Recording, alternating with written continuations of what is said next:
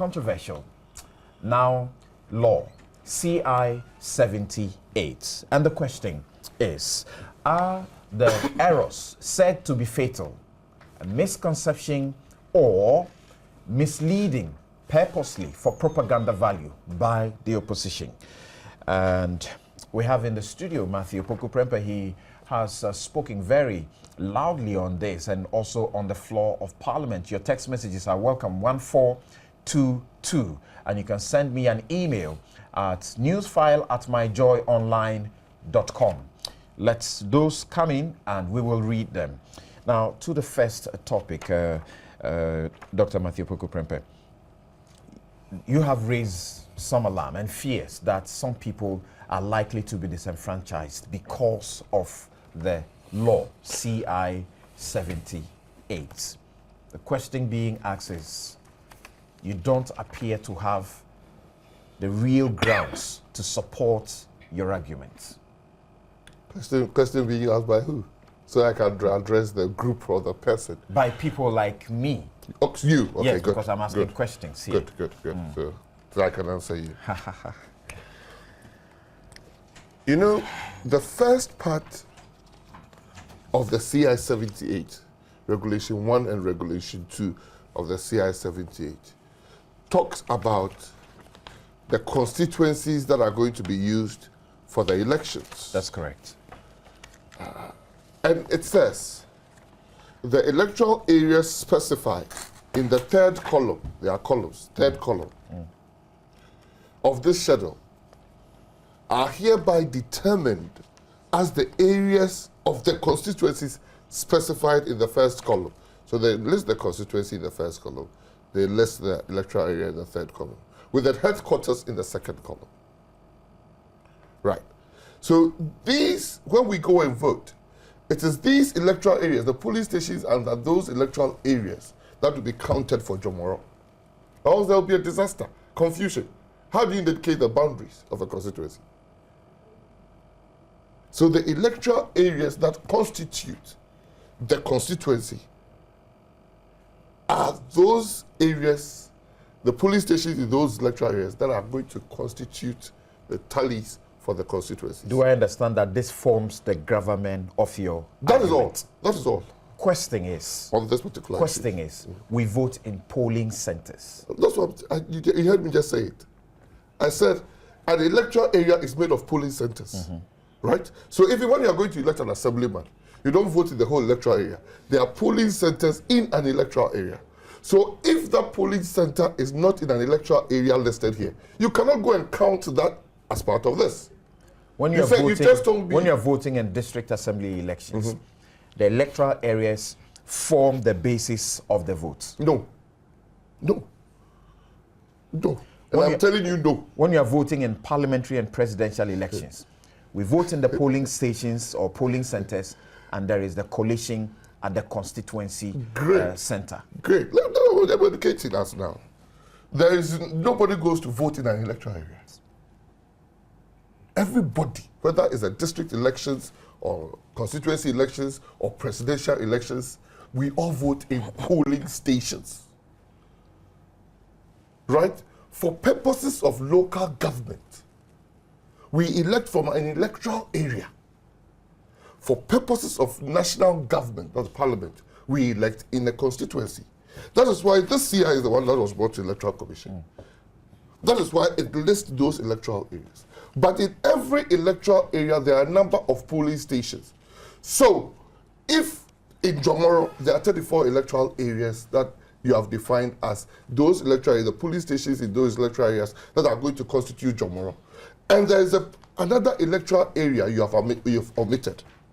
Those in that electoral area who may go and vote, but it may not be counted because this is the law that delimits the constituencies. That's my first point. Is it your position that by the law, the votes that are, the ballots that are cast are counted according to electoral areas? You just not listening. I think you're proceeding on a different tangent. I don't know why you don't want to. The Electoral Commission, listen carefully, brings a CI to Parliament and lists as the second regulation I just read. The constituency consists of electoral area. let's say this table, we have 5 of us here. We constitute Menchia constituency, right? But there was a 6th electoral area that is part of Menchia constituency that has not been listed in the law as part. Those who are going to vote there, yes, would vote and be counted for the polling stations. But for the purposes of this election, they cannot be made part of Menchia because you've delimited it. And that is the law. And that is why I have in my hand the report with the debate on the CI 73 that was withdrawn report. And I'll just give you one for the purposes. Krayao Krum and Jobusu Bwedi was omitted in the CI 73. The Electoral Commission wrote to Parliament when we laid this and said that the Electoral Commission has detected some misplacement and non-placement of certain electoral areas in the proposed instrument. It didn't say polling stations, right? Electoral areas. These errors have all been corrected as a result of the meetings that the Commission had held with the Subsidiary Legislation Committee, which I was part of. The errors occurred as a result of the use of a latter LI 1983, which version subsequently nullified by the decision of the Supreme Court. And I have that decision here. That decision of the Supreme Court nullified 166 electoral areas that were found in LI 73, right? And because of that nullification, that LI wouldn't have held because the electoral areas that have been nullified had been included. The Commission recommends that the Subsidiary Legislation incorporates in this way all the corrections, right? So when you find that CI 78 comes, and one area, Jobusu Bwedi, Krayao Krum, which was omitted in CI 73, right, is again Jobusu Bwedi omitted in CI 78. You think there's no problem? If like you say, like I've heard people say, we vote in polling stations. If it was not necessary, because CI 73 when it came, there was no polling station listed. It was all electoral areas. The Electoral Commission, the commissioner, the all wisdom in elections, would not have come to withdraw it, stating the misplacements and omissions. So it's a fundamental issue, and I'll tell you why. This whole hula baloo on the CI 73 need not have happened. Because I have in my hand the original one the Electoral Commission came to lay in Parliament. I have a copy. And when it was laid, let me tell you what really happened. The majority leader decided to make photocopies of this and give it to the various caucuses, there are 10 caucuses in Parliament, to make corrections. In their attempt to make corrections, they revisited onto the CI 78 what was not supposed not to be. And that is how come we find. So, Electoral Commission, I know for a fact, the Electoral Commission have their integrity at stake now. That the document they brought and the document that has emanated, because I sat in the meeting and I tell you, they diligently made the changes and brought it in this form, exactly in this form, right? And it was sent from Parliament to the publishing, where it came back as CI 78. So I know for a fact that these omissions that have appeared in the report that we are talking about are omissions and errors created by MPs who had the chance of making corrections in this. And I'll tell you one. The Odotobri MP, who sits in Parliament now, his polling station is in an electoral area called Fiankoma. And I know that he's heading for the Human Rights Court. I see. There's 6 polling stations in that area. That area has been omitted. The whole electoral area has been omitted. It's not part of Odotobri. How can he even stand in Odotobri constituency? Another MP, Joe Appiah in Ablekuma North, and this was an issue one MP got up for lack of knowledge. He said, oh, Awoshi is in the LI, go to page so and so. There are 2 Awoshis. There's one Awoshi at Nyauso, and there's one Awoshi in Ablekuma. They are both electoral areas. And in fact, there's another police station called Awoshi in Awoshi, Ablekuma North. It is well documented in the LI 1983, but it has been omitted Meanwhile, when I look at this, the original one the Electoral Commission brought, it is well documented. So for those people there, yes, they will be able to go and cast their vote. But where are you going to count those votes? Because there are polling stations under an electoral area. Because the polling station is the fundamental unit. You build on to electoral area, you build on to constituency, and you build on to national. That's so. On that note, I have heard the majority argue that this question about electoral area and the absence or the misplacement or non-placement of some of them is actually inconsequential. And the basis of the argument is that when we go to the national elections, parliamentary and presidential, we proceed from polling centers. And from there, we go to the collation center, which is at the constituency level. So this argument is only for propaganda value. I don't know what your education is on this matter. Felix. Well, thank you very much, Samson. Now, Samson, this latest issue that the MPP is raising is, in my view, and indeed in the view of the NDC, the most recent installment in a long list of attacks that the new Patriotic Party, for reasons best known to itself, has launched on the Electoral Commission.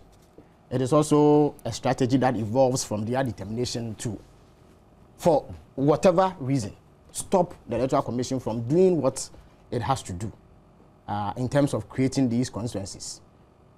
If you want to expose the inconsistency and the sheer vile propaganda that the MPP has done in this whole exercise, just follow their train of thought over the period. When the CI, or the subject of the creation of additional constituencies, was first broached by the Electoral Commission, what was the position of the new Patriotic Party? First, they pretended as though they were unaware that the Electoral Commission had made it clear that they were going to create constituencies. They created the impression that they had just 2 months' notice to the election, and that the Electoral Commission only announced that it was going to create constituencies 2 months to an election. Meanwhile, as far back as 6 months ago, the Electoral Commission had made it plain that they were going to create constituencies. Then they came and said, oh, it was even illegal. The Electoral Commission does not have the power to do what it is doing, and that merely because the Constitution says the Electoral Commission can review constituencies in Ghana does not mean that it should be an upward review, and that in their view they need to go to court to seek interpretation. So they raised legal questions. Then they said, oh, because of the limited time, this thing will create confusion and that it will lead to chaos. Exactly how the creation of 45 constituencies will lead to the creation of chaos and create violence in the 2012 elections greatly befuddles me. Samson, I live in a constituency. That's what Matthew is pointing out to you. No. And if you have read the report of the committee also. You see, I've thought that this argument is substantially different from the initial. I've given you three arguments. Whose argument? 3 arguments. The third one, the one that spoke about violence, said that because we are close to the elections, people will perceive that there has been gerrymandering, and for that reason there will be violence during the elections. We asked exactly how the MPP can convince us that simply because 45 new constituencies have been created, there will be violence. I live in a constituency. I vote in a particular polling station.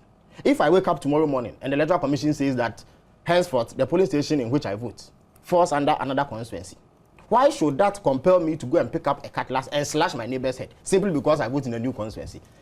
Given that I'm going to vote for the same candidate anyway, I will have opportunity to vote for an NDC candidate who is contesting in that constituency. That was the third argument. Who made that argument? Then they said, oh, it was simply too late. They simply could not, as a party, organize themselves to, elect polling station executives or even constituency executives to superintend the selection of candidates in order that they will be better positioned to contest those seats. Other minority parties have made that argument. Well, but the MPP is the MPP that has led the crusade. I'm aware that the CPP also issued a statement calling on the MPP to back off and stop harassing the Electoral Commissioner, Dr. Faija, and his colleagues needlessly. That's correct. So it is not entirely accurate that everybody was on the side of them, but it was the MPP that led the charge. All the issues they raised were flawed one after the other. But can you respond directly? I'm laying a premise. I'm laying a premise. To what may be I am called laying a the premise. real issue as put out by Dr. But I'm saying Matthew that Poku this Prempeh. cannot be termed the real issue because there have been too many real issues. And the position keeps changing as and when we have gone along. That is why I'm unable to accept this as a real issue. Something, since 1992, do you have any, of course, there have been problems along the line. Once in a while, people go and complain that their names are not on the register or there's some misrepresentation of who they actually are, and so because of that, they are unable to vote. But substantially, have we ever had a situation where thousands of people have been disenfranchised in any elections? As you sit here, do you sincerely believe that when we go to the polls on December 7th this year, thousands of people are going to be disenfranchised, as the MPP wants us to believe? The Electoral Commission itself, when this matter was raised, said that there was no way that they were going to ensure that anybody was disenfranchised. And this is an Electoral Commission that has held 5 elections in Ghana. The Electoral Commission must proceed on the basis of law. But I'm saying that how is the MPP able to demonstrate that the Electoral Commission is not proceeding on law? Have they not filed many cases? Some of them in which they've hidden behind certain individuals and gone to court. Some of which have been struck out and some of which are not seeing the light of day. Only yesterday or the day before, the Supreme Court adjourned the latest legal challenge that the MPP has mounted. That was from NDC. No. The NDC. Listen. Chris Akume countersued, for want of better expression. He countersued. That one was done away with. But the one that the MPP took to court was also dismissed. Which one? The injunction that they sought to place on the injunction a substantive issue. Exactly, it was dismissed. Is an injunction in any event, there was no substance in the issue in the first place. But how they even thought before the Supreme Court, the substantive matters, it was the Dr. Clementa Park. No, but the forum Dr. joined in. Dr. Park joined in much later. In fact, Dr. No, he has 2 separate suits. I agree. And it is one of those suits that was dismissed. I know about the suits. I know about the suits. I'm saying that I know that before Dr. Park made his move, the MPP had several. It was not an NDC suit. But the other one was MPP. It is because it is curious that all the lawyers involved in the case are MPP. It is curious. All the lawyers, since day one, it is an MPP lawyer, Ayuku Otu. Maybe they are later joined by Jogati, Godfrey Dami. These are all MPP lawyers. Members of the MPP, actually. Are they lawyers? Oh, yeah, they are lawyers, but they are also members of the MPP. Okay. They have a direct interest in the outcome of the elections. So these are not neutral individuals simply concerned about legality in Ghana. There was a partisan political agenda when they went to court. Fortunately, the Supreme Court dispensed with many of those cases. Of course, there are still some pending, but I know that they will be thrown out for want of merit. But the fact of the matter is that the MPP has been insincere in this debate. To the extent that, as I speak, their General Secretary has issued a statement indicating that they are preparing to select candidates. It tells you that this is a candidate. How come that barely a month or so ago, you were claiming that there will be war in Ghana because you will not be in a position to contest the election because you are not able to elect candidates. And yet, this week, we have been told that we are preparing. Are you not aware that the NPP, let's be fair to the game, that the NPP has stated from day one that in principle, they have no problem with the creation of the constituencies, but that they complained about the convenience of time and the legal issues as well. So how is it that they are now able to do it?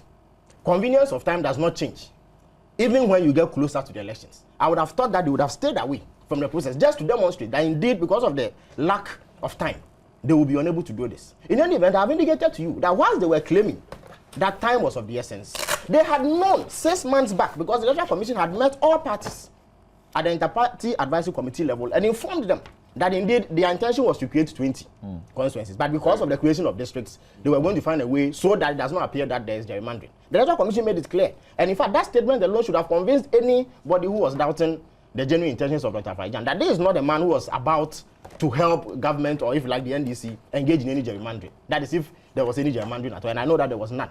But the MPP knew way back then that these constituencies were going to be created. If they were minded to assist the process, they would have started making arrangements. Because nobody says that simply because the constituencies have not received legal backing, you cannot begin to lay down the processes to position yourself.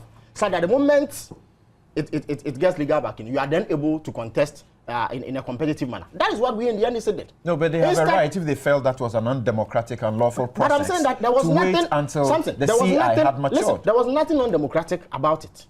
We are That was aware. their position. Yeah, but it was a flawed position. A position that clearly has been shattered, owing to the fact that they themselves are now coming around and are organizing primaries in those constituencies. We in the NDC, instead of harassing... It wasn't law. That time it wasn't law. But tell me which law says that simply because the constituencies have not received legal backing, you cannot begin to do your things within the party to position yourself to take advantage of the position of those constituencies. The Constitution does not stop any party from doing so. The people we elected did not hold themselves out as parliamentarians of any constituency. They were aspiring parliamentary candidates. What we simply did was to activate our party structures and make sure that when the constituencies come into fruition, we are not caught wrong-footed. What the MPP has done, they have seriously imperiled the chances of their candidates. Unless, of course, and we know that even when they were publicly condemning the Electoral Commission and claiming there was no time, they were behind the scenes organizing. Your station, there was a report on your station where Ms. Christine Checha and other MPP functionaries were busily campaigning on the ground. There were reports, in fact, I have seen posters of MPP aspirants in some of the constituencies in Ashanti region campaigning to be elected as parliamentary candidates. So Felix, the whole MPP sorry, but you have just about 2 minutes for your main submission. And I was asking that if you have a certain appreciation of the law of the parts of what the NPP raises as the gravamen of their debates now. If you could respond to that. That argument lacks substance. I'm saying that it is an argument that simply reflects the nitpicking that they've been doing. They've been defeated on all the issues they've raised, so now they have to look for another issue in order to harass the Electoral Commission. That's why I'm even unwilling to broach that subject, because it is not a subject that has weight. Parliament is a master of its own rules. If Parliament decides that in spite of errors, this CI has validity, and so it should go ahead, so the Electoral Commission then does what it has to do to ensure that nobody is disenfranchised. Who are we to question them? And why is the Parliament MPP... is not sovereign. No, listen. But Parliament, there is a Supreme Court ruling that says that Parliament is a master of its own rules. It says that what Parliament does, Parliament in the performance of its functions in consonance with the law is a closed book. Absolutely. Yes. But Parliament has acted. What does the law enjoin Parliament to do? Parliament, listen, please. You don't know what you're talking about. I'm a parliamentarian. But why? We also and why? Who says that? Who says that Parliament? Who says that parliamentarians are the repository of knowledge of what we do? Yeah, but the fact of the matter is that you do it on our behalf. No, but you do it on our behalf. No, indeed, we keep a close eye. No. We keep a close eye on the things that you do. There are many people in that parliament. If you can take some notes. There are many people in that parliament who often have demonstrated. They don't even understand what they are doing on the floor of Parliament. But the issue is this: that Parliament has gone ahead to pass this CI. The Electoral Commission has assured that nobody will be disenfranchised. And as you rightly pointed out, when you go to vote, you vote in a polling station. When I go to my polling station to vote, I will not be looking out for my electoral area. I will go there because my name is on a register. Mind you, long the before... polling station is a subset of the electoral area. But long before this thing was done, the Electoral Commission had conducted a registration exercise. Recently, people have gone to check their names. I went to check my name. My name is in my polling station. I will go there and vote. So people will not be disenfranchised. These are not issues that the Electoral Commission cannot sort out. But if the MPP was honest in this debate, they would have been consistent in their positions. And instead of harassing Dr. Faijan and calling him names, and in some instances, we've even heard that threats have been issued to him as far as the performance of his duties are concerned. That is not what the political party does. They should have supported the state institution. That thing about threats still remains an allegation. Yeah, but Dr. Faijan made it. I don't have any reason to doubt it. Suggest to South to arrest the wife. Because of that, you must threaten to kill him. I hold the humble position. Have you proven what you are saying? I hold the humble position that the Electoral Commissioner, the Electoral Commission Chairman, Dr. Faijan, has some integrity. Absolutely. And he reported the matter to the police. But to come out and make the allegation that he's been threatened, we should wait for the proof. It should apply to everybody. There is none who is above the law. Is it true? Yes. Or is it not true that Dr. Faijan has said that he's been threatened? So we should take everything he says right now. Oh, but the issue is that if the man says he's been threatened and he's actually compelled the police I'm saying that to come out and investigate it. So far, it is nothing but an allegation. Yeah, of course. But if the MPP has been harassing him, calling him names, and suddenly we hear of a death threat, who should we ascribe it to? But the point I'm making, I was hoping that you treat it as an allegation. Of course, as an allegation, but it is a worrying allegation nonetheless. It is a worrying allegation nonetheless. Yes, I'm I'm putting 2 and 2 together. Who would have an interest in harassing Dr. Fajan at this point? The NDC. The MPP. But finally, my point is this, that I think that as a people, we must all condemn what the MPP has been doing over this period. And that it is not their business to consistently prevent state institutions from doing their work. Whilst we can raise legitimate issues, don't think that your partisan narrow interest should override the overall interest of this particular country. Mr. Owusu, Osei Owusu Efriye, he's the CPP's legal secretary. What is your legal perspective of the legal matter that is being raised in respect of the misplacement and non-placement of certain electoral areas, which the NPP fears would lead to disenfranchisement of some people? Well, as you rightly said, it is a fear, and at this moment in time, it is something that one can only speculate on.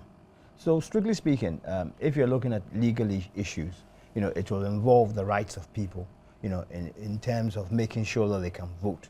One has also got to make sure that they're not disenfranchised in any way or disadvantaged in any way.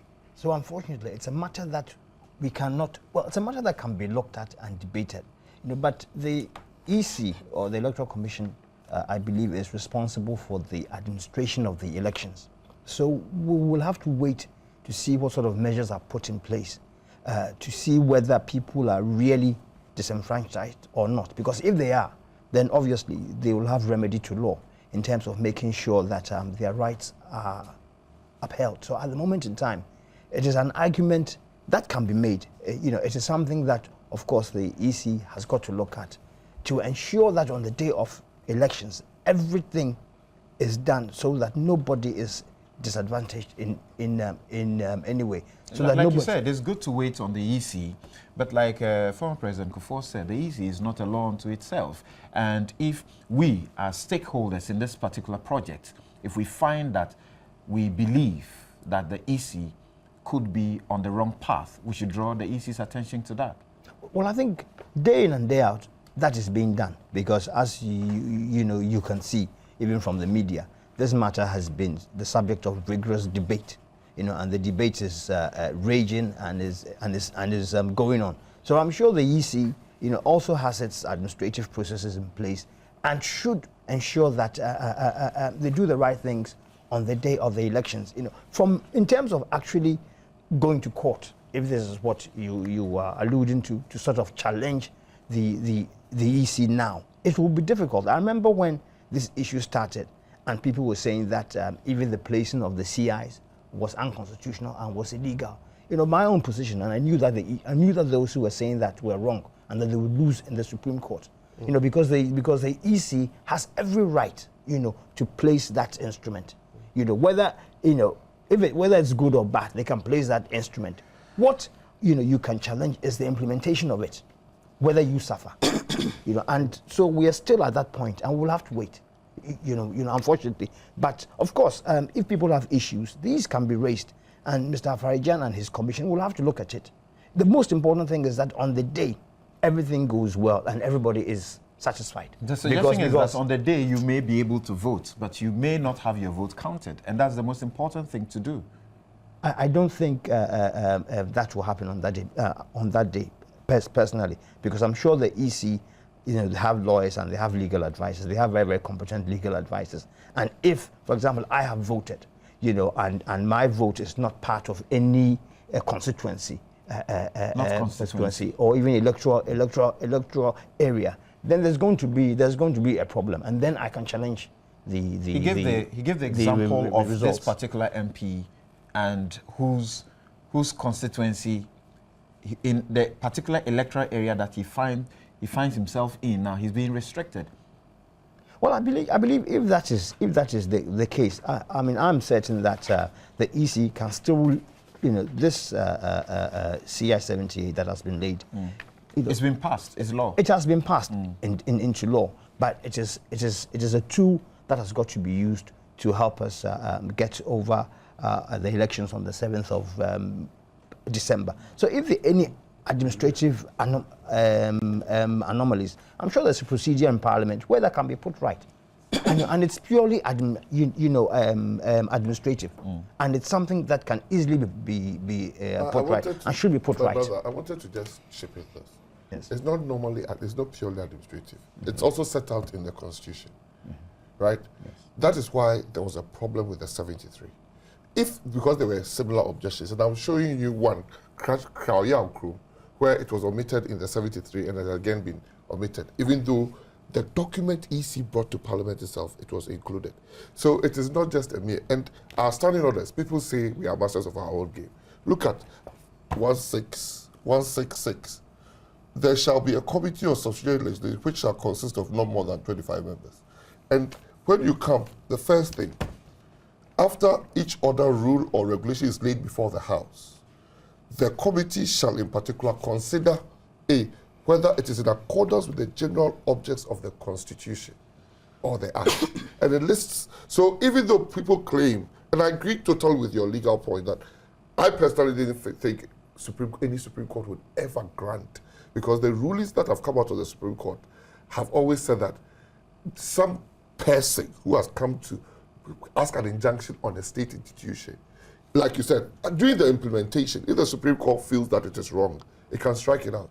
That is why at the last Supreme Court sitting, they said, oh, now that 78 is law, go ahead and amend your thing and let's read on it. So what you are saying is legally right. But because Parliament does something, the LI 1983 that the EC considers as the limelight for the foundation, that is what led to, let me briefly show you, this is what led to the court, the Supreme Court ruling.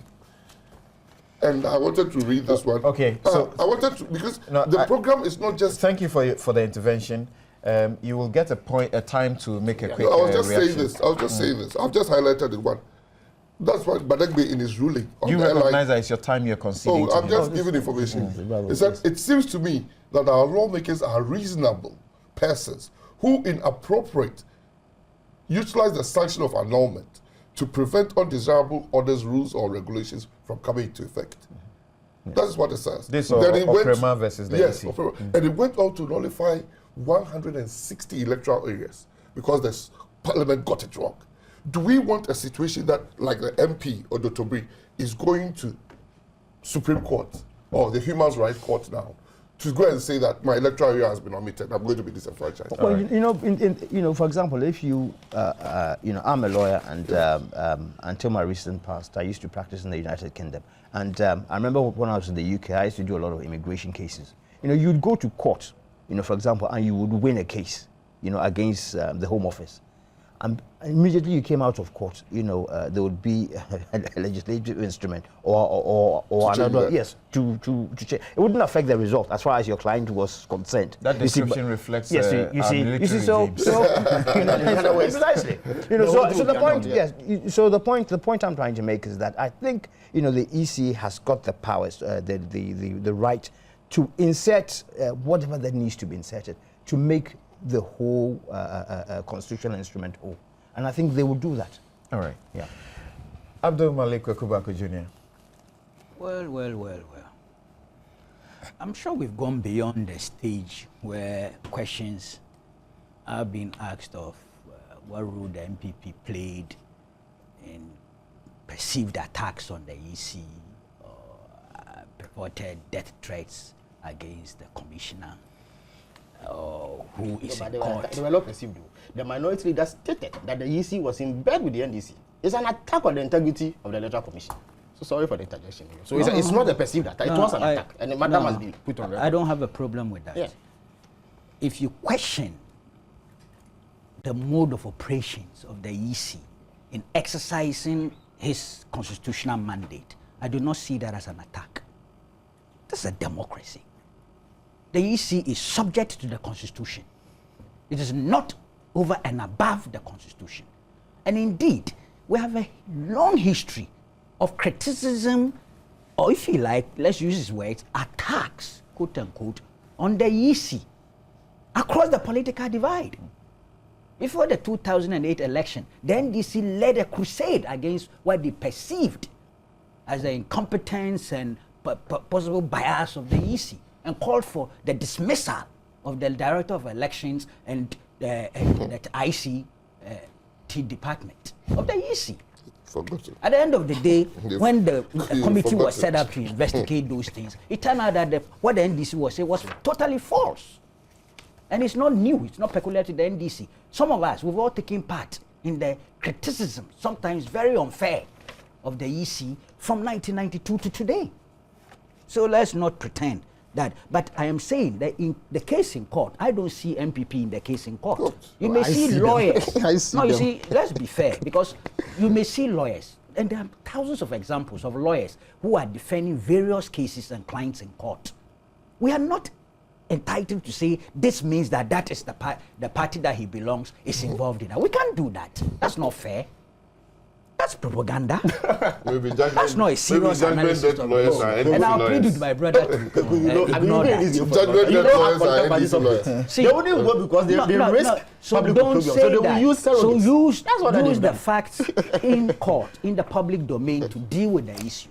See, February 2003 was when Afarijan first hinted that he was going to create constituencies, 30 new constituencies.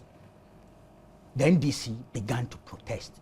By December 2003, the argument was that the creation of the 30 new constituencies was too close to the election. 1 year ahead. We forgot. 1 good year ahead. Are you challenging me, Felix? Because you are shaking your head. Yeah, but I can prove it to the you two here. scenarios are entirely different. It's not what we've done here. No, the scenarios are not the same. When you finish, I will explain. 1 year When you finish, is I will close. explain. 1 year in It's close. When you advance. finish, I will explain. Yeah. They argued that You one want it to was finish, The unconstitutional. professor of documents says but documents look, are 1 year in But we also- advance, they argued that One one, year. what the EC wanted to do was unconstitutional. 2, it was too close to the election and ought not to be allowed to happen. 1 year. But when it did, and the CI 46 was made 26 January 2004. Date of gazette notification was 5th February 2004. Then DC, when it became law, participated in the election because it had become law. Don't forget, somebody went to court. The person who went to court saying that the EC was right in creating the constituencies and that the position of the NDC and the other parties, 1 or 2 others, was wrong. The court validated the plaintiff's case. That became law. I think it was March 5th, 2004, that the Supreme Court gave its judgment. When it was law, the NDC took part in it. They went to those 30 constituencies, campaigned, and won some of the seats. So the point about you oppose something and so you are suddenly going to accept it is as if you lost your case. It's immaterial in this political contest. When they think Parliament has now made it law. But you see, we still have a header. We all know the litigation in the Supreme Court. That is so. And as the plaintiff's case was amended to reflect, if a law is passed by Parliament, even though it's law, if it's a law inconsistent with the Constitution, it can be invalidated by the Supreme Court. So we have a second header to pass. I last week said my own hunch didn't tell me things will go the way the plaintiff wanted. I still stand by my instinct. It's not law. Do you know I'm the talking pleading of the instinct. Attorney General? No. He said if the Supreme Court allows it, there will be a coup in the country. Kubo has pleaded that. Amazing. Amazing. Coup out. But perhaps the court will say Amazing. that I there will be am too not much. aware of I'm that. No, I'm telling not you. aware. I'm telling you. You're telling me, but you can That- show. that's You a can- very- you I'll can come show. and show you a copy. You can show I'll that. come and show you And a you can copy. be sure that it's laced with a lot of propaganda. That's Seriously, I'll be surprised if That that means is why would he pleaded. say that? So if I prove to you, what would you do? I'll be surprised if that is pleaded. Word for That's word, all. as you said it. It's been. That would be an extreme scenario to paint. Yes. And I don't see the Supreme Court, if that is put out there, I'll bring you a copy. going along. But the Supreme Court, I could see talking about other consequences. No dangerous situations for our stability and things and the election cycle.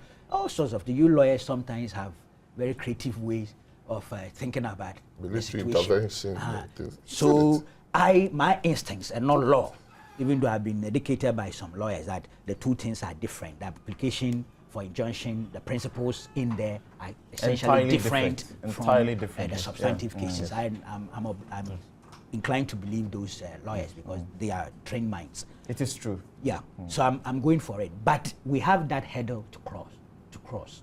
You see, Parliament, I've been reading the subsidiary committee's report very convincing, in my candid opinion. I'm very convincing. I pray to God, honestly, that post-election, that's the danger I see, even beyond the Supreme Court thing. Post-election, we won't get litigation in court challenging declaration of results in some constituencies based on the subsidiary committee's report that I read. The possibility of post-election litigation on basis of electoral areas that have been placed here or not placed there is a possibility. How can we cure that mischief before elections? How? If I read the Supreme Court rulings on some of those cases, I am inclined to believe that there is no way Parliament can cure the mischief or the EC can cure the mischief on its own outside Parliament. Because whatever the errors here are, if they have consequences for post-election litigation, where we stand now, it will be difficult for the EC to administratively do anything without reference to Parliament, because that is not what the Constitution allows him to do. So I think we are walking a tightrope. Because I'm not a lawyer, but the little I read here, a Committee of Parliament's report is not something you can easily dismiss. Somehow, the entire House decided to reject it. I am a bit worried. I'll be honest with you, it worries me, and you see, I'm asking myself questions. Why so late in the day? I've checked the previous election cycles, and we didn't get that close to 2, 3, 4 months to election before this important piece of legislation came into being. I'm telling you. You see where CI 46 came in? Almost 12 months. Go and check the rest. Some 8 months, 9 months. What is it that went wrong this time? That has brought us to this crossroads where 2, 3 months to election, we are sitting on this table and we are debating possible consequences. Remember the Statistical Service delayed in releasing the results but that's of the national. So population I'm looking census. at the nation. It was part of it. Let's be fair. It was part of it. Okay? And then the CI 73, 1 and 2, then 75, then 78. That's uncharacteristic of the known competence of this country, known credibility of this country and integrity if it comes to elections. So uncharacteristic. And that for me is worrying. I hope sincerely that it will not result in any post-election controversy. You're listening to Newsfile on Joy 99.7 FM. You're also watching us on your Joy News channel on Multi TV. And we have been doing the discussion about the law now, CI 78, and the questions of some problems with it that are likely to bring issues after the elections. Well, you may have followed the discussion. The Electoral Commission so far has not come publicly to tell us what it may do in respect of the issues that have been raised. But as you have followed, the NPP, the opposition NPP, believes that it is very important to look at these matters before we go into the elections. The NDC has also held the position that the issues that are being raised are inconsequential. Now, got some of your text messages. Mancha Bruce, the second in Takrady, writes, the litany of errors that characterized the CI 73 and subsequently CI 78 until it was passed into law was a total needless embarrassment and indictment on the integrity of Parliament. The attitude of the NDC majority in Parliament is a cancerous tumor to our democracy.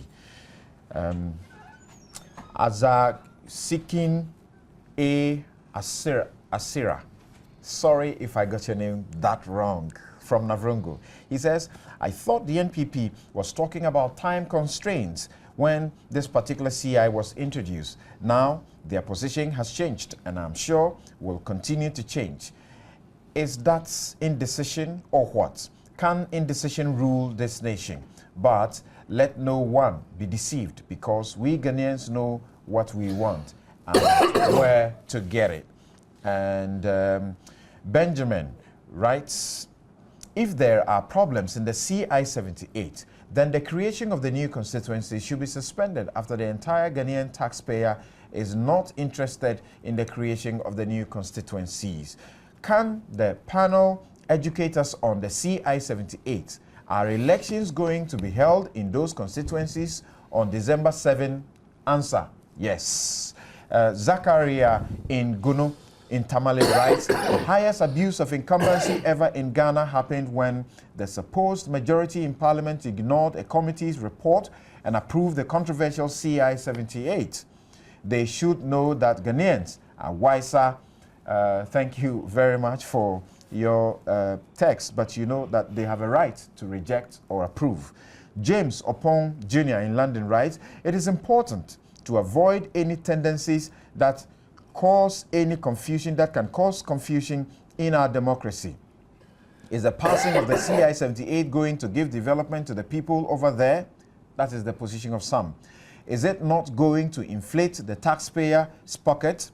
Taxpayer is now ready to pay 7,200 times 45 people added. I'll take this last one that says that's come from Ato Edu. He says the Electoral Commission appears apathetic to ensuring free and fair elections. How can that be correct? In December, the culprits would be innocent Ghanaians who would suffer a result of this obvious mishap. Ghana is bigger than the Electoral Commission and the ruling government. Thanks for your text messages. The text line is 1422. Your messages are welcome. You are watching and listening to your most authoritative news analysis show, Newsfile. And you can also send us a message through newsfile@myjoyonline.com. What I'm going to do now is to do 2 minutes for Dr. Matthew Poku Prempeh, 2 minutes for Felix Fosu Kwachi, and if Abdul Malik and Owusu Friye want to come in, I'll give them some minutes each. And then we close the chapter on this debate. We'll move on to the manifesto. So I'll start with you, Dr. Matthew Poku Prempeh. 2 minutes. All I would like to say is that the rule of the majority in a real democracy is not about voting in numbers. It's about protecting minority rights as well. What has happened with this CI, personally, is a disgrace to Parliament. Because, like I just have here, could we just talk about CI 46? When you look at CI 46, Odotobri constituency, the first electoral area listed was Fiankoma. Right? When you come into the CI 78, it is this Fiankoma that has been omitted. And if people want to shout propaganda, this, how intellectually are they helping the debate? Just like you said, the cure of this issue, and when I started, I laid out why these omissions have arisen again. Because it was these omissions that made Electoral Commission, in their letter to Parliament, come to withdraw the CI-73. Because they know that it will fundamentally affect their work. Your colleagues disagree with you and It is suggest not that about colleagues. when the NPP is correct, is right, everybody else is wrong. What I'm trying to say is that enough. It's not about MPP. Listen, the Electoral Commission writes to Parliament and says because of omissions and deletions, I've withdrawn it. Why would the Electoral Commission do that? Because it knows that it's going to fundamentally affect people's right to vote. So when they bring a CI-78 and you go and sit in Parliament and make omissions and corrections, and you bring it as CI-78, and it is telling that we've gone through, I just pointed to you, that were dealt with in CI-73, that the same mistake has been made in CI-78 again. So that's why I'm saying that the Electoral Commission would have to find a way. My problem is that if it's a human rights issue, you cannot run away from it. That's why I side with Kweku and I side with my fellow lawyer that it is not as simple as partisan, MPP, NDC. No. It's directly affecting Article 42 of Ghana's Constitution. And so we must make enlightened support to the CI. If you want to support EC, then you have to bring your head and your mind to the table. How do we get out of this conundrum? Because it's staring us in the face. Do you know that this portion of your argument is in any of the pleadings before the court? I just told you. No, I'm asking whether, because I've heard that some of them have gone back to, as it were, You're a amend lawyer. their rates. Yeah. You're a lawyer, and you should educate us. The rates that went to Supreme Court were about CI 73. That is so. And their legality. That is so. And all those issues. And it was challenging the ability of the Minister of Local Government to even lay LI 1983 to create electoral areas. The Minister for Local Government quoted Section 3, subsection 3 and 4 of the Local Government Act 462 as giving them the power. When you look at the Local Government Act, there's nothing like that in there giving them power. So people went there, and it was based upon that, like the letter the EC wrote, that they formed the electoral areas for their constituencies. So when the last time they went to Supreme Court said, now that 78 has become law, go and amend your rates. But when the substantive case went, the EC responded, and the Attorney General responded. The EC's response was that the local government minister has no duty creating electoral areas. All right. Under the Constitution, Article 45B, it is the EC. So what the local government minister had done was unconstitutional. That is EC's response through their lawyers, Kwashi Aidan. The Attorney General's response is that if the Supreme Court hears this case, there will be a recipe for military intervention. And I'm going to produce both responses for you during the week so that you can show it. I didn't know that it would come. I would have brought it here. Thank you. I was asking if that the rates have been appropriately amended. Then Yes, they are going back on Wednesday. All of us are better off just shutting up and waiting on the Supreme Court. I'm not looking forward to any victory for the MPP inspired rates. So let us even. I mean, let us not away from it. The fact that it is motivated by the MPP is crystal clear. Because how is it that of all the thousands of lawyers in this country, it is only 3 MPP lawyers who have been directly involved in the MPP's attempt to stop the Electoral Commission from doing this? Let me tell you why. Are the ones pursuing this case? Let I me mean, tell you why. you are not going to Let me deceive tell any you why. Ghanaian that you are not behind it. But let me move on. Let me tell you move on. why. You see, a number of issues must be clarified. Whilst the NDC raised a number of concerns with the 2003 or 2004 creation of constituencies, at no point did we do what the MPP has attempted to do to Dr. Farijan this time. At no point in our nation's electoral history, at least since 1992, has the EC's integrity been so hammered as has happened in the matter of the creation of these constituencies. Maybe the minority your leader people of then parliament, did not- listen, the did not minority research leader sufficiently to bring out the the flaws. minority leader of parliament held at least 2 press conferences at which he categorically stated that Dr. Farijan was in bed with the NDC government. The second point that I want to make is that there have been too many inconsistencies in the MPP's arguments. The goalpost has been shifted too many times for it to convince anybody that the latest issues they are raising have any merit. In any event, if you follow how our elections work in Ghana, you will know that there's no reason for the sort of panic that the MPP is trying to sow. What you will do is that you will get up and go to a polling station that has a designated code.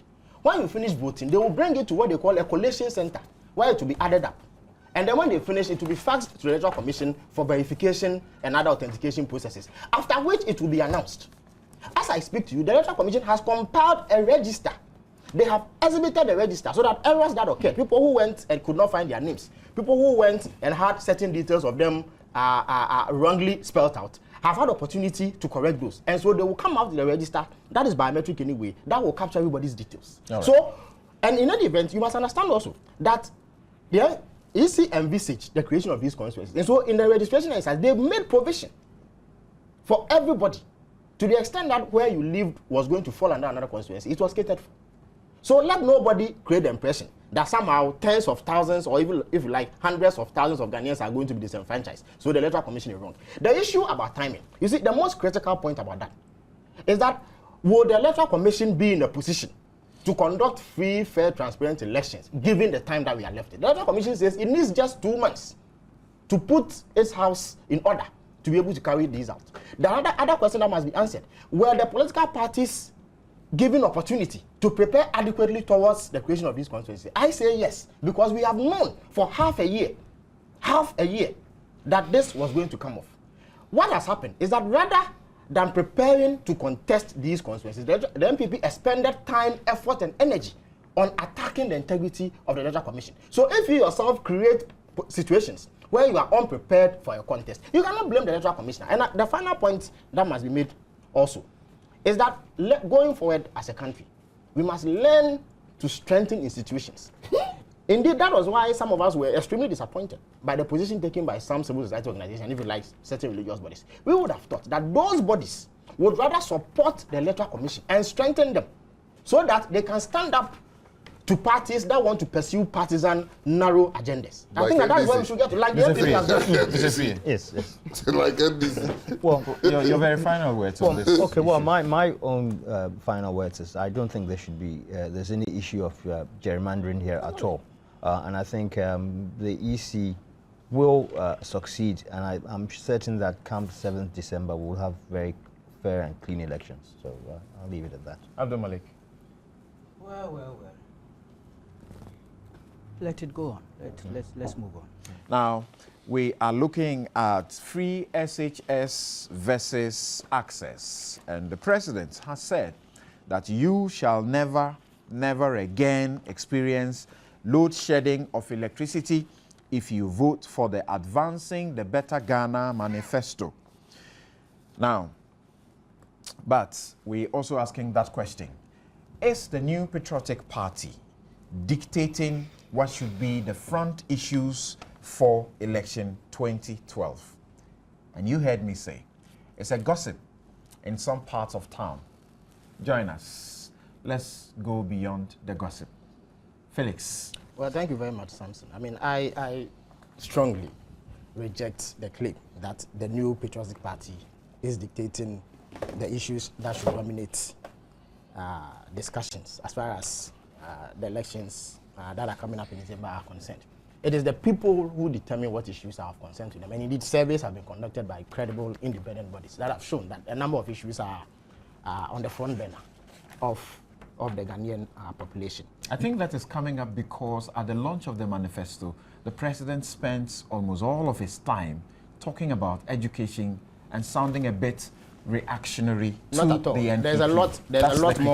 There's a lot more within this manifesto, and indeed I will do justice to the extent that you certainly I have read. But of course, the NPP, whole load. The NPP has put forward very untenable, in some instances, very outlandish proposals, which unfortunately, because of and in my candid view, the failure of critical sections of society to deeply interrogate those issues, have created a situation where people may be deceived into thinking that those proposals are genuine. Because look, the policy proposition that everything hinges around secondary school education in Ghana, and that once you make secondary school education free, all your problems are solved, is most unfounded. It is untenable and must be dismissed.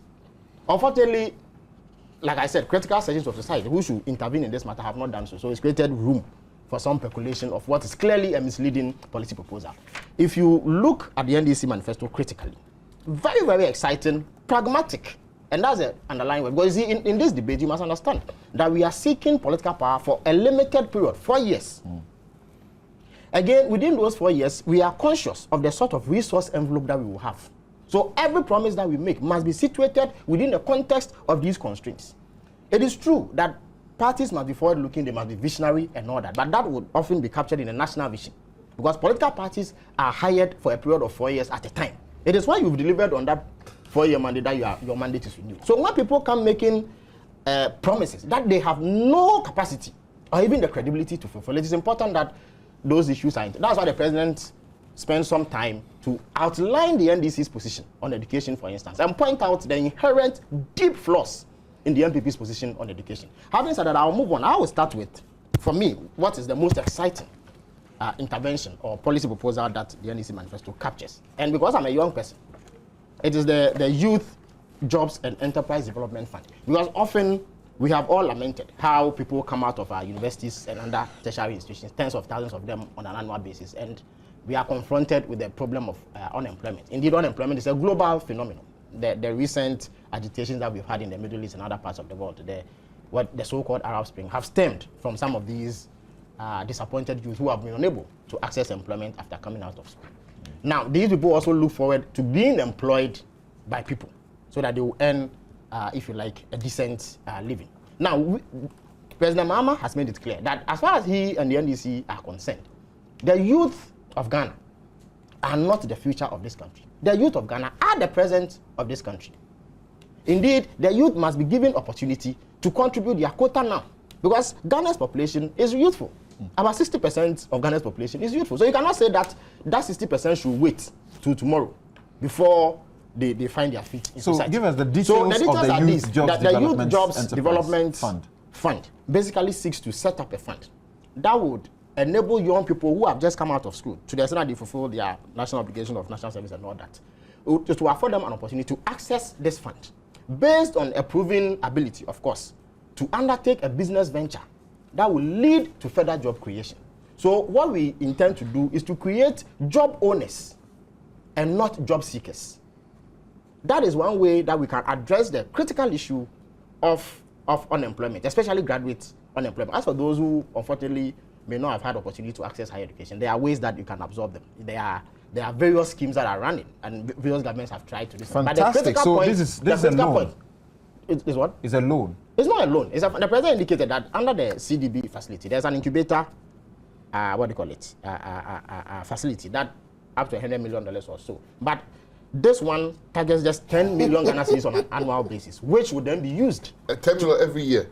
Well, let me clarify. It says 10 million, at least, to the extent that it doesn't say annual. Let's stick to 10 million Ghana cedis. 10 million Ghana cedis. Now, what is going to happen is that these people are going to be first trained. They must demonstrate the aptitude for business. And once they present plans that are feasible, that are viable, they will then be assisted by the state through this fund to be able to set up business. Because whilst doing that, you are not just looking at job creation, but you are setting up the basis for Ghanaians to take ownership of this country. Indeed, many countries that have made it have not made it because of large industries. They have actually made it because of macro, small, medium enterprise. And that is what this scheme seeks to do. And that is, for me, the most exciting, because I'm a young person. Do we have the breakdown now as regards how many people you are targeting within the first year, the second year, and all? Of course. It will depend on the plans that are submitted. You cannot sit down and legislate for any young person, do this, or do that. To the extent that you present the plans and your budgets are within reasonable limits, you should be able to access this. But you must, like I keep on emphasizing, you must demonstrate aptitude for it. But there will be a rigorous selection criteria. It is not a fund that just everybody and anybody goes to access simply because he wants to engage in something. But the enterprise must be viable. It must be forward-looking, and it must have prospect for generating additional employment. Now, the other job creation measure. This one sounds really fantastic, but yeah. Question will be asked: is this not one of those political gimmicks just to get the youth to vote for President Mahama going Absolutely into 2012 not. elections? You see, like I've told you, unlike the ND's MPP manifesto, which is completely out of this world, unrealistic, totally unrealistic. This is a realistic target. 10 million Ghana cedis is money that you will find within the national budget to do this. 10 million for 4 years. Or every year? I'm saying 10 million Ghana cedis. Sure, that's what, 4 years. 10 million Ghana cedis. Which page? 10 million Ghana cedis. That's what we've said. We will set up page? a fund worth 10 million Ghana cedis. I know where you are heading towards with this mistake, but you bring it on, and you'll be surprised at the response that you get. But the issue is this. 10 million. We set it up. People access it, and we encourage job creation. You're moving on to the other one. Yeah, the other one that I want to highlight is the stimulus package for industries. Like I told you, there are those who unfortunately have not accessed, if you like, tertiary education, and so may not necessarily possess the sort of skills that will be required to enable them engage in some of the things that are intended. However, there's a way that you can absorb such people.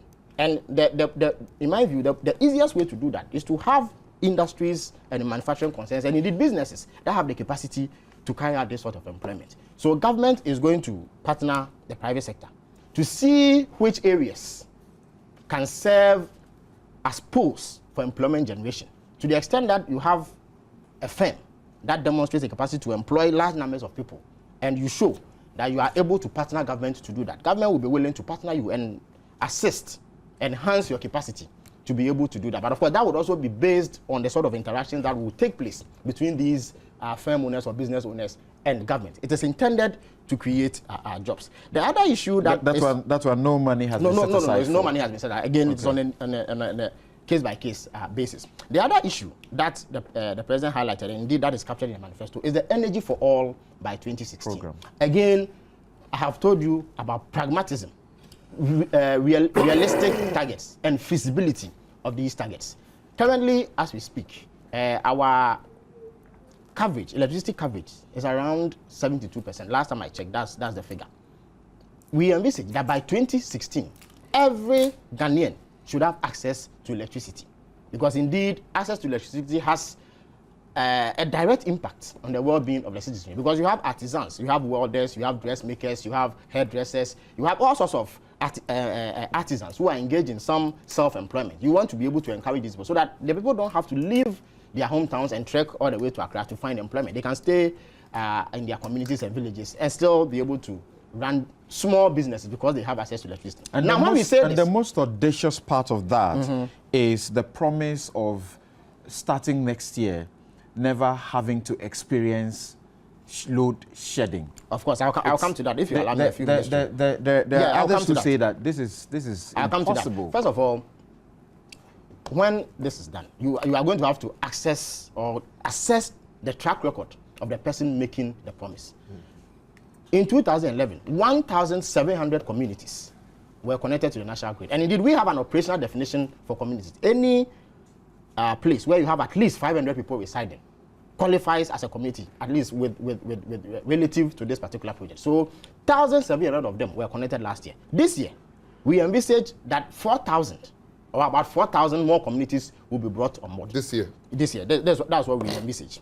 And indeed, they are doing work on that already. So by 2016, every place where at least 500 people can be found should have access to electricity. And it is based on solid track record that the NEC has in terms of even generation capacity and all that. Of course, the NEP makes a lot of noise, but we all know the sordid state of affairs that they left us. Now back to... Sordid? Oh yes, very, very sordid. You could not add, for 4 years, you could not add one ounce of electricity to what we had. And we went into that debilitating energy crisis for almost 1.5 years under the NEP. So when I say your record... And the one we are in is what? We are not in the same crisis. In your setting, we are not in the same setting crisis. the record straight, in your statement on setting the record straight, you grant the NPP 11%. Yeah, but we have 18% of addition to the generation capacity. Yeah, but that was when not generation capacity in terms of access, expanding electricity supply. No, but you just said that they did not add a single. Between 2000 and 2000, in fact, between 2000 and 2006, they did not add one. You can check the Energy Commission's reports. Okay. Yeah, Please so that proceed. one is a solid fact that they cannot contradict. But the point I'm making is that in 8 years, the NPP added 11% in terms of electricity supply to Ghanaians. Within that is not true, 4 years, we've added 18%. So that one must be taken note of. Now, the issue that has to do with load shedding. Our biggest problem currently is not necessarily generation. Of course, we've had some crisis in the West African gas pipeline project, which was, if you like, a force majeure situation that you could not have done. So you cannot blame anybody except the pirates, the other pirates who engaged in that kind of activity. However, as a country, we are not doing badly in terms of capacity, in terms of generation capacity. While there are other projects going on, the Bui Dam will come on stream, other generation projects are in the way. So generation has not been a problem. The problem has been our obsolete transmission and distribution network. Some of the facilities have been there for 40, 50 years since they were installed under the Nkrumah regime. They've not seen any upgrading. So it has put a lot of pressure on the system. Whenever demand goes up, you have the system tripping. And that is what results in the doomsday scenario, which is creating considerable discomfort for the people of Ghana. The government has set out to roll out a program to change these transmission and distribution systems so that they are modernized and are able to take on the load that will be generated if this level of electricity supply is to be achieved. Or why don't you know that the ECG is changing most of the transmitters around? I mean, you should follow these things. I think that sometimes, let us not pretend. Actually, they had suggested that they were going to reduce the hours that we're going to endure. Of course, load shedding. no, listen, Samson. You see, we need to delegate the issues properly. Let us not pretend that we don't know what is happening. 320 megawatts of electricity has been knocked off of the generation stream because of the conduct of some other pirates in Nigeria. It has nothing to do with the ECG or Ghana government, for that matter. And everybody must understand that. The NPP cannot pretend that this is the same as the staggering incompetence that led to a situation where between 2006 to 2007, almost 1.5 years, we were sleeping in darkness. But the point that must be made in this is that the NEC has shown a capacity to deliver, and we have delivered. Now let me move on to education. We certainly can't go to everything, but education is important. Everything on it. So take that last one. Yeah, education. And that'll be your fourth major point. When President Mahama delivered his speech at home, you could see a man who has in-depth knowledge of our educational system. Unlike the MPP's candidate, who thinks that everything, the be-all and end-all of education and even development in Ghana is senior high school. President Mahama demonstrated that before you speak about making senior secondary school education free, you must be able to guarantee compulsory universal basic education for all Ghanaians. There are 5 million children in basic school in Ghana as we speak. There are 720,000 people in secondary school as we speak. So, off the top of your head, if you have resources and you want to guarantee universal access to everybody, where do you invest those resources? Bearing in mind that you have a certain resource envelope, everything you do must be factored within what you have now and what you intend to get over the next 4 years. President Mahama says that to the extent that basic school education has not been made completely free, for which reason we cannot hold parents to account if they don't send their children to school, there's no point creating the impression that our biggest problem is senior higher education. The MPP clearly misunderstands that project. Nanado has done a misdiagnosis. Have you read the NPP's manifesto? I have, but it is an afterthought. Have you read the portion on education? But it's an afterthought. You see, no, what I'm asking is that if you have read it, then my next question to you is that, do you think your criticism of Nanado is fair? Absolutely, because Nanado's policy is flawed. Why? This is a man who wants to build a 3-story building. He wants to build a second floor before he digs the ground to lay a foundation. If basic school education is not free, how do you tell me that you are making senior secondary school education free?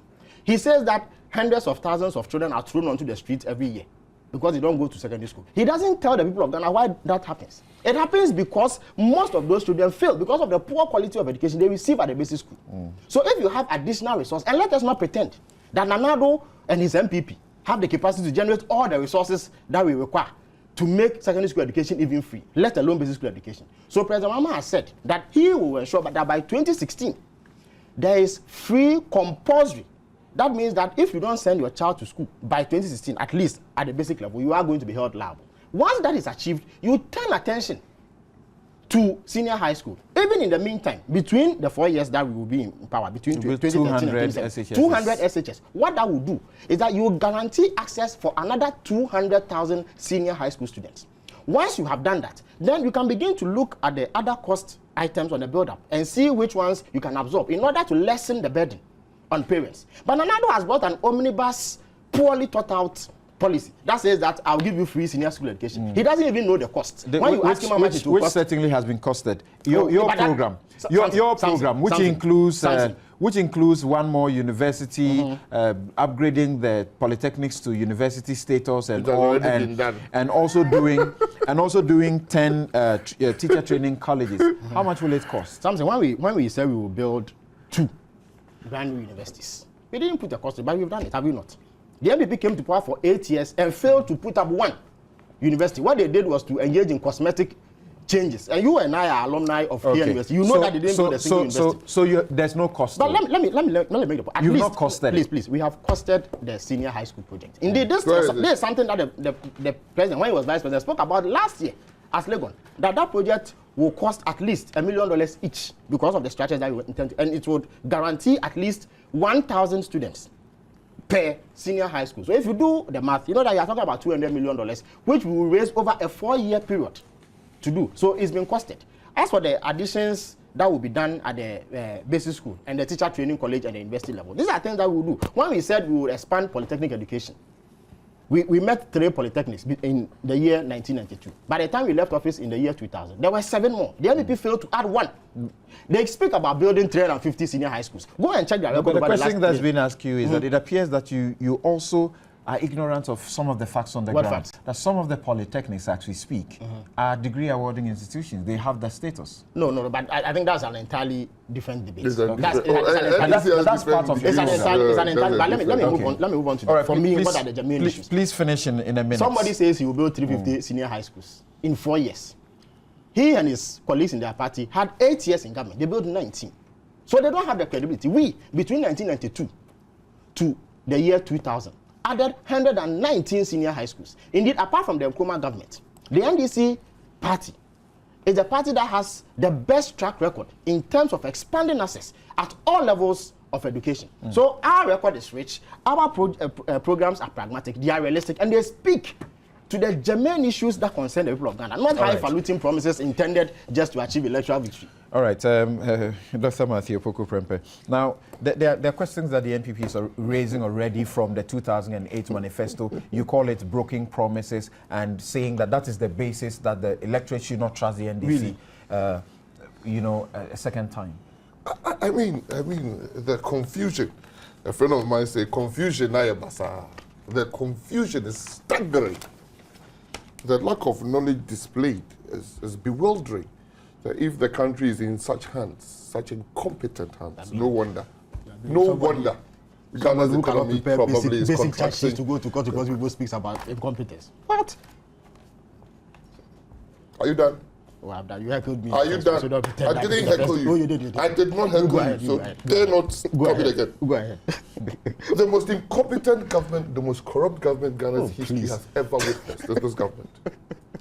Confusion. President Mahama, the whole president, stands on a platform and tells us that it is going to build 10 more teacher training schools to bring out more teachers to go and teach in the so-called 200 SSS or 200 SSS is going to build.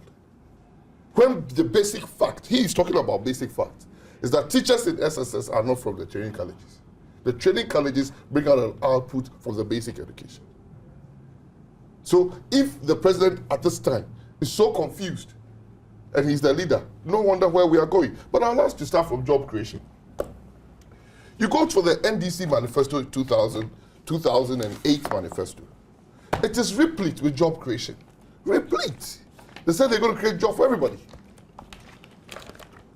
Employment opportunities for all those who are willing and able to work. Page 46. The NDC's strategic objective is to provide any Ghanaian with a job from which they can earn their livelihoods. Christ me, that pledge led to Undergraduate Unemployment Association. And in the first year, they came to tout in Parliament that they've created 1.7 phantom jobs. Phantom. Because when the Minister for Employment, after a year of that promise, he said, give us the statistics. How come our social security numbers have not increased? It's been stagnant. It's actually going down. He said, you know what he said? He said he doesn't know where they got those figures from. It's not true. That's And what, you're that's saying- the It's not true. It's an absolute false. Shut up. And you are saying No, this. you shut up telling us. No. The minister didn't say that.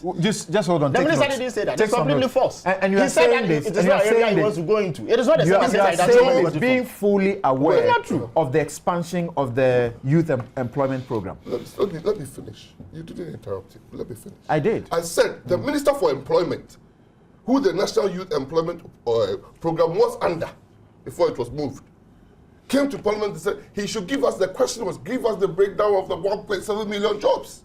And what was his answer? He said he doesn't know where those monies came. It is not true. It is not true. And you are a member of Parliament. Don't tell a lie. Go and bring the answer. You bring the answer.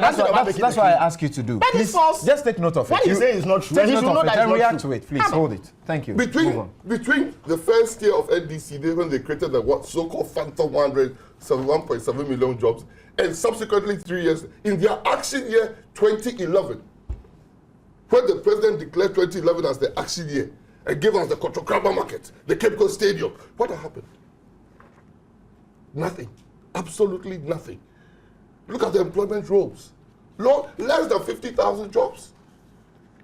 This so-called national youth employment that you are saying they have been increasing, what is the number now? What is the number? So please, don't let us go there. And I'm saying that the NDC manifesto is replete with job creation. The NDC will desire every Ghanaian desiring of employment or at worst reduce unemployment rate to the barest minimum, and we have graduate unemployment.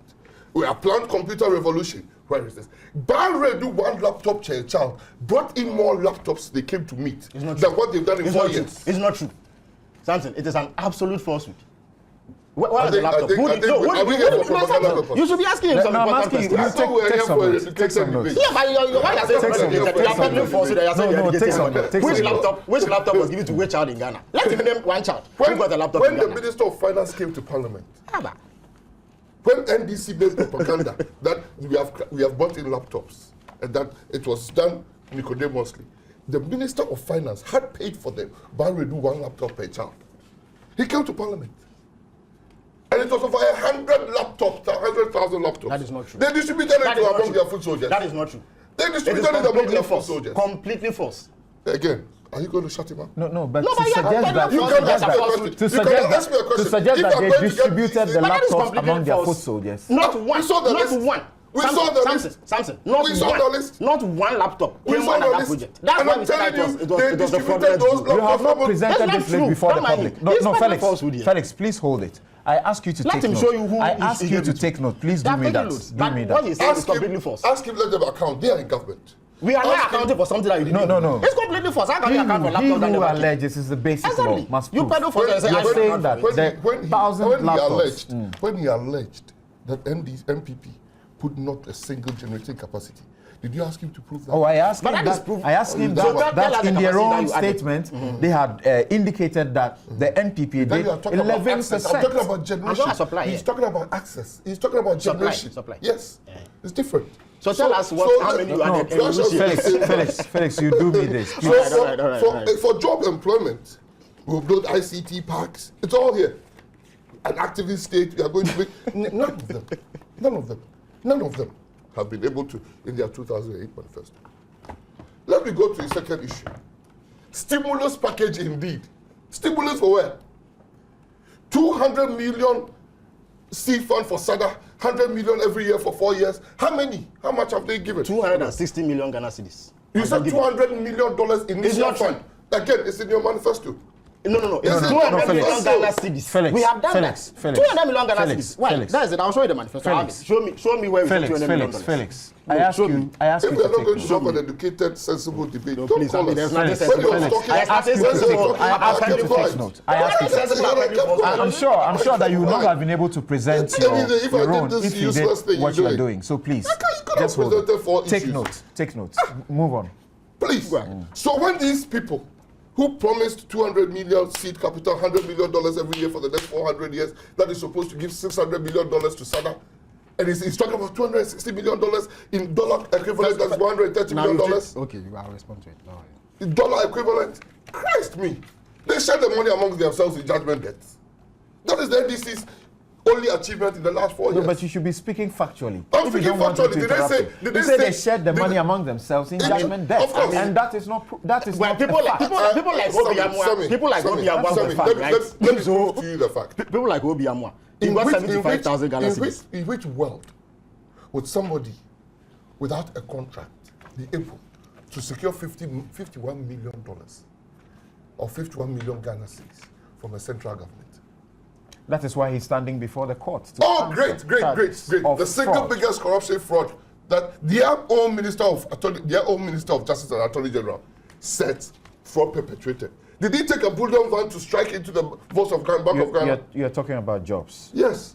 So they are not going. They have not even the phantom jobs. They cannot even justify. When Okudze told me the press conference on the phantom jobs, 10,000 people in Western region, 100,000 in Eastern region, where are they?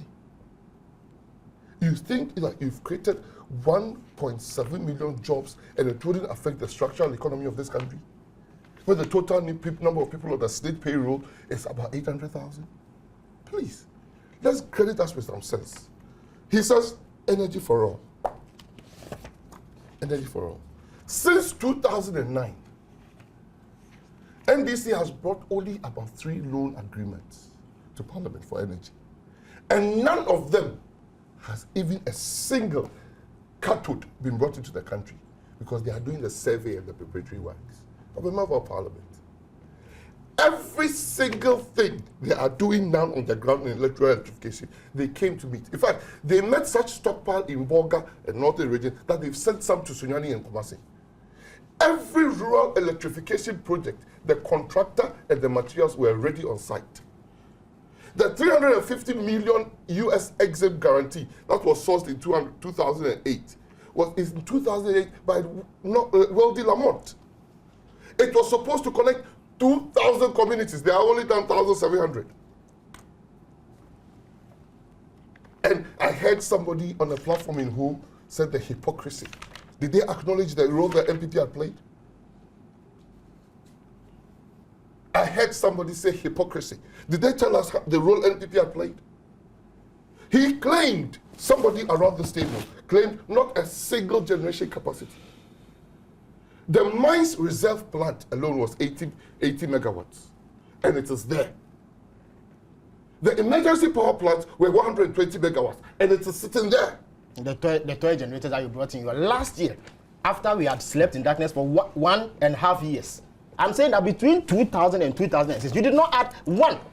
Demonstrate that you added one here. You know, if you I'm do that, happy, you're I'm talking about happy this. you have a pen and paper Exactly, I've before written it you. down. I wanted to react, Thank but you. he's made a factual. Thank you. So you will react. Yeah. If you observe, you spoke for 20 minutes, close to 20 minutes. The rural electrification project added 1,909 communities between 2000 and 2008. 1,909 completed between 1990 and 2000. In 2001 to 2008, we added 1,486. Right? The percentage-wise, between 1990 and 2000, we moved rural electrification, NDC moved rural electrification from 20% to 43% coverage in this country. An average of 2.3 per annum growth in access. Between 2001 and 2008, we moved it from 43 to 65%. Right? An average of 2.2 per annum. In the last 4 years that they are talking about connecting 1,700, they've moved it to 65 to 72. When you move something from 65 to 72, you don't talk about 18%. You don't talk about 80%. An average growth rate of 1.7%. Those are the facts on the ground. And even what they have done, I've told you, all the monies were found in 2008 and 2007, and the materials brought. Of course, government is a continuum. But I believed. So when people talk about hypocrisy, I agree with you, Sabi, that they should talk about the fact that they came to meet substantial. The third point he talked about, Energy for All, 2016. Of course, when he talks about SHEP 3, SHEP 4, US Eximbank, Bui Dam hydro projects, all were done by MPP. They were not done by NDC. Since they came to power, they've not signed a single power purchasing agreement for independent IPPs to come into the country to help in our generation. We signed as much as 8. We signed with Synergics, we signed with Shenzhen, Tropical Energy Resources, Transtema. All these are there. And that's within 8 years. And within 8 years. Yeah. I'm saying that you should be minded that they have done, all done these were signed after 4 years so 2007. far. Done after 2007. The plan, the Canadian plant that is in that was done funded by Canadian Commercial Corporation, that was supposed to bring 220 megawatt. The Magellan Canada plant, 220. They came, the money, Commercial Corporation. They came and changed the 220 megawatt to 120, 32. Moved the site from within where it was to a site 300 kilometers and increased the cost by $20 million. This is a government that is throwing our money to waste and to dogs. I'm telling you. Look at what they did in the gas infrastructure project. They came to meet everything done to put it at Atuabo. They came politics, bam, we are taking it to somewhere else. After wasting our resources, it had to come back to where it had been cited. That is a wasteful government. But I've not even finished. I've not even finished with that. They talked about load shedding in 2013. And you ask yourself, I don't know, I want to believe them. I want to say, well, Manifesto is a statement of intent. So I would not want to condemn them so much so of their manifesto. Right? Because no government has come that has been able to implement everything in its manifesto. Whether they are parroting 2000 manifesto of NDC or I'm parroting the 2008 manifesto of MPP. Because the litany, if I should go through, the whole basis of the manifesto of one-time premium payment, it didn't happen in 4 years. Their own Minister of Health said that NHIS has been running in deficit for the last 2 years. And then they'll quote you a graph. I wish Dr. Mani Buaban was here. that the so-called familiar graph is been touted across page 23 of NDC Manifesto is a disgrace. They've moved, my brother, listen carefully, they've moved utilization from 8 million to 25 million, they said. They said it, to 25 million. They are claiming it. They've moved utilization to 25 million. It means the nation is full of sickness. There is no insurance company in the world that tells that people are claiming so much money from me, and I'm happy to pay. Which insurance company? It will go broke. No wonder the Minister of Health is telling us it's broke. The Minister of Health says that the NHIs in the last 2 years have been running in deficit because people are repeatedly going, and the outpatients has moved from 8 million to 25 million, says Dr. Mane Brahma, as he's drawn in the paragraph on the page in page 23 of the NDC Manifesto. That is an indictment on the health system. Because if you are promoting health, people will not even go and visit the hospital in the first place. But the staggering thing, what they've hidden, let me tell you this. In 2005, there were 1.3 million people, active people on the NHI. In 2006, it was 2.5 billion. In 2007, it was 6.64 million. In 2008, it was 9.9 million. In 2009, under NDC, it rose to 10.6 million. In 2010, what did we find in the country? In their own NHIS report, annual report, the 2009 level they reached had dropped to 8.16. I mean, active membership. In 2011, their report is telling us that the active membership is 7.8 million. So you have a declining active membership and an increasing utilization rate. No wonder Ghana is full of cholera, because the filth that has engulfed us, that has never happened in the history of this country. And the NPP's point is that because of what you have enumerated as the failures, they cannot be trusted to provide on this manifesto. What I'm saying, you are putting words in my mouth. What I'm saying is that under NDC, ECG's name has become either candles or generators. The ECG themselves put out a statement that even the Russian is going to be even more severe. Under their watch, 3 years. The fluctuating and reliable nature of electricity in this country has not really changed, has it? Oh, tell him that. No, I'm asking you. Tell him that. You are referring to. Under your You are referring to. stagnant for 1.5 years said- consistently. he 1.5 years. We've not experienced that under this government. No. I seriously, Sabi, seriously. But speak to that question. Why? So can't we interject in this program? We do that all the time on this program.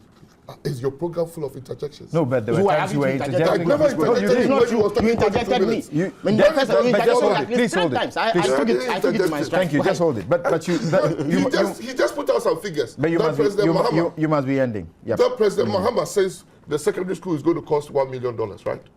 Per secondary school. Did he say that? Did we hear him well? Oh. Is it the first time that you are hearing President Mahama speak? Did you hear him well? Samson. Okay. Were you not around when wait, President Mahama made this It's all right. intervention? Yes, he made it, I think somewhere in KNUST also. No, it was Yeah. at University of Ghana. So University of Ghana. Between those two statements, between President Mahama, you see, when NDC is stinking corrupt and we tell you don't believe it. Between President Mahama going to KNUST or elsewhere to say that the cost of the SHS is going to be 1 million, Lee Okran, the Minister of Education, was on air saying those 200 secondary schools they are promising is going to cost 250 million. That is 1.1. The So that is corruption. I mean, such illogical argument. I cannot believe you sometimes.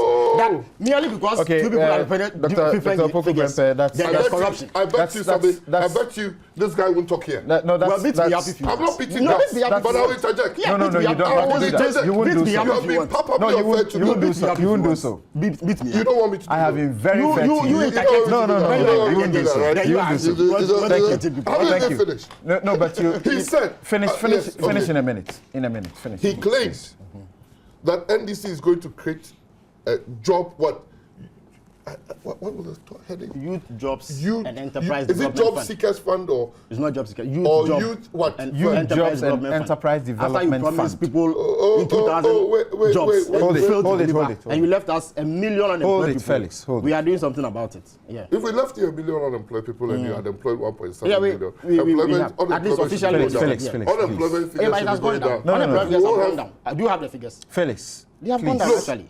Look, LEAP, They came to me, they are not paying. National Youth Employment. But I thought they had rather increased What? it. That's what I'm telling you, increase and pay are different. You heard a teacher who had won an award yesterday on one of your radio stations. Asempa, speak for about 15 minutes. That teacher salaries are even irregular in the NDC. I was not speaking. And they were But very the regular. salaries have increased. What I'm trying to tell you is that even the salaries, the teacher said on air, that the so-called salary increase that he had granted 2 years ago, they haven't seen it.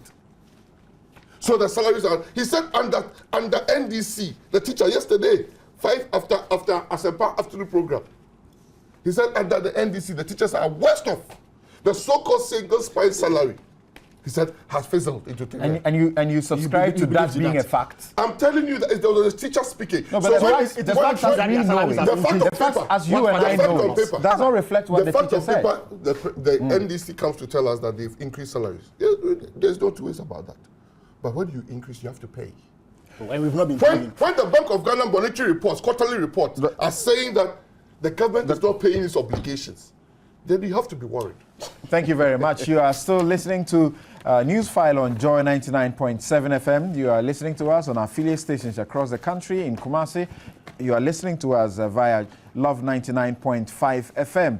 And your text messages, let them come in 1422 and send me an email at newsfile@myjoyonline.com. Or also, you can send us a message via 1760. Thank you very much. And I'll move on to Osei Owusu-Afriyie, the legal secretary of the CPP. I've seen that you've written quite a bit on your piece of paper. It's a bit, yes. Yes. It's a manifesto on paper. No.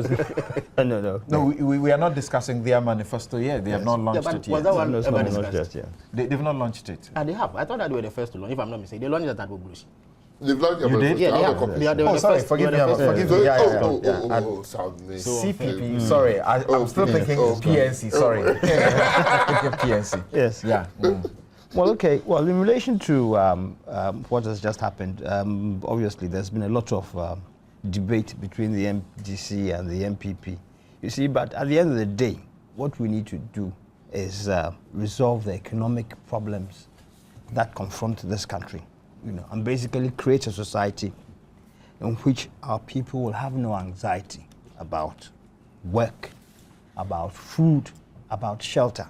You see, there's no point doing this sort of point scoring in terms of, I did this and I didn't do this. It doesn't really resolve the issue. It's progress report. We need it. Well, it is true, but the fact of the matter is that if you go out there, you see that, unemployment is a problem. Poverty is a problem. So everybody's employed. Poverty is a problem. Illiteracy is a problem. In terms of quality of education, and especially, the real issue in Ghana for me is quality of education and access to education. In the private sector, when you go to private schools, you see that there's a vast difference in terms of quality, than what pertains in the public sector. Years ago in Ghana, there was some sort of equalization between the private and public sector. And what government's priority has got to be is to bridge that gap and to make sure that we have the quality. Because there's no point basically churning out hundreds of thousands of people who are barely educated and can barely... So that's not the solution the NDC is providing. 10 million Ghana cities. Well, basically, what you need to do, basically, what we need to do is to tackle it, is to tackle that issue of real quality, in terms of what happens in the classrooms, especially in public schools. You see. Yeah, go on. And it is quite clear that if you are going to be able to affect the education of children, teachers must be motivated. What really concerns me now in Ghana is the pay for teachers in the public sector, and in terms of what sort of motivations or things we can give them to motivate them to make sure that they give off their best.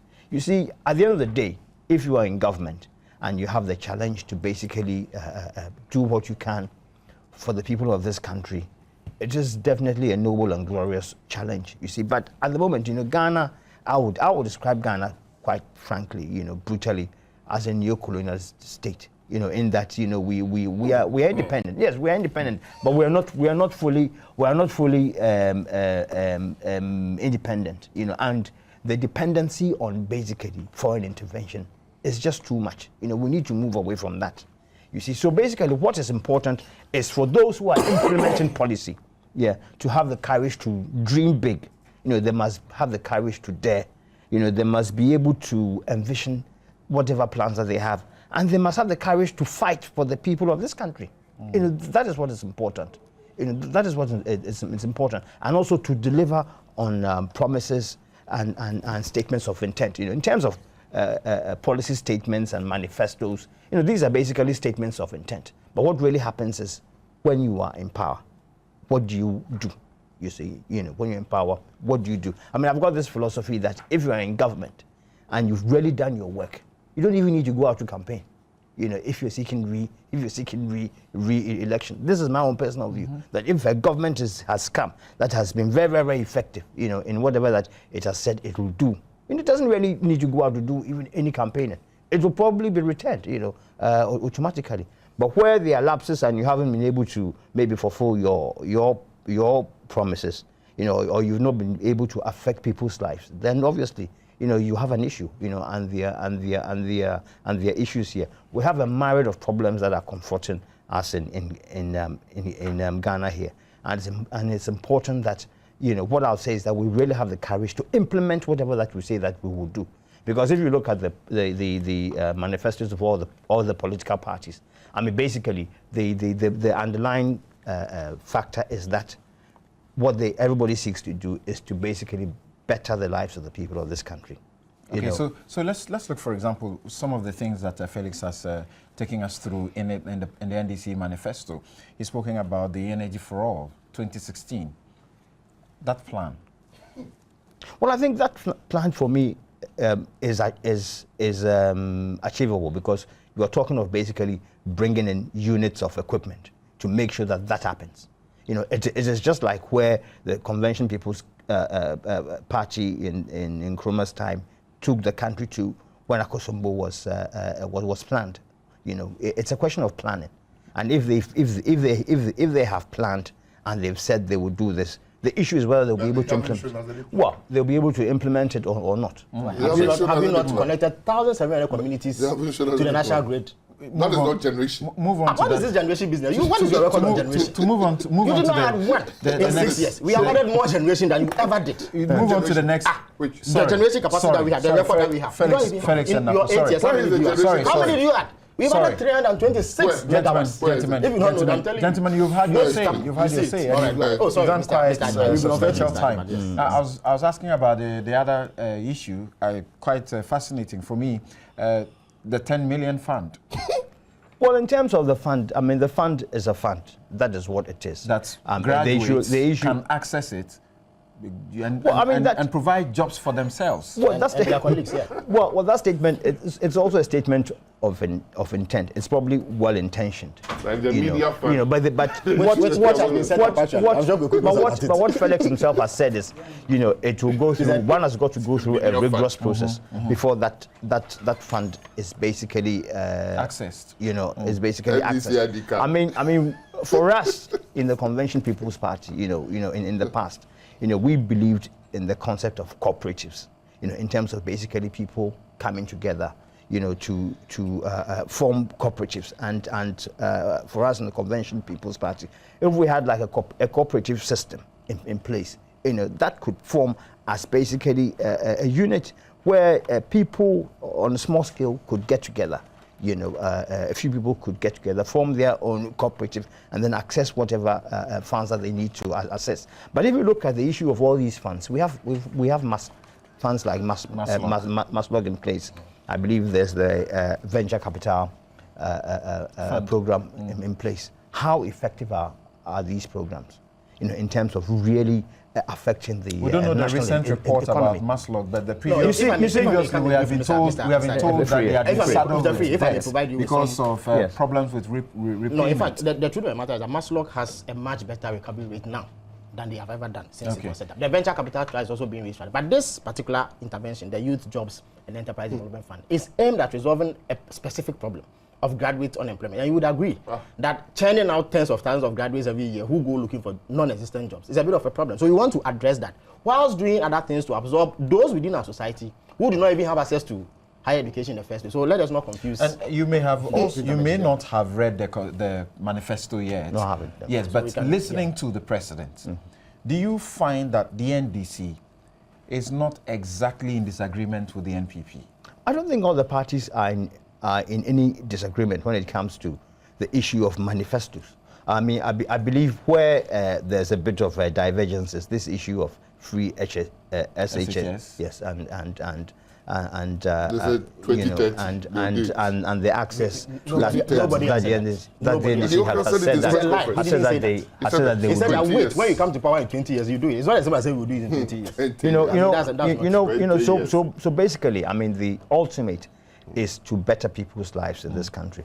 I know that the Convention People's Party, even in the 60s, ultimate aim was even to abolish personal income tax.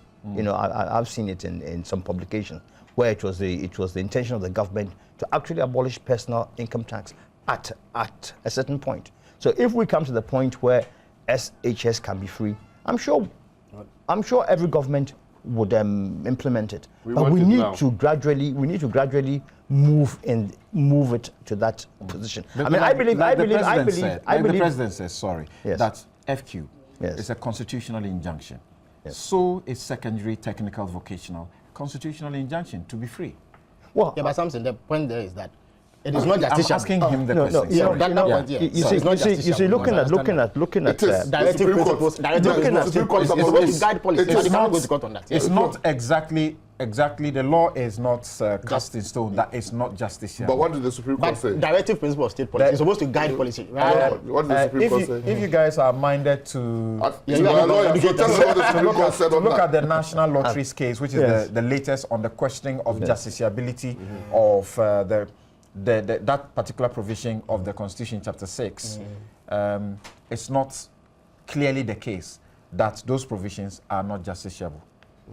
Well, I mean, I believe that basic primary education should be free and should be compulsory. And I believe that if we cross that threshold, then we can start looking at, we can start going forward. SSS is already free in some parts of the country. Yes, It's you not see, even I entirely mean, free. That we've is had, erroneous. we've It's had, not entirely They free. are we've already had, entirely free. It's not entirely free. John Mahama's book Gentlemen, says so. allow John Usue Mahama's to book talk. says He so. didn't say that. He said he Gentlemen, enjoyed it free. gentlemen. Yeah, but it's not entirely free as we Gentlemen, I've been speak. I mean, pleading the with you truth- guys. Can you allow him to talk? oh, your pleading is followed on deaf Yes, ears, but- you know, so. I mean, Sorry to about crack that. the whip. Sorry Yes, about yes. that. You see, That's where you crack it.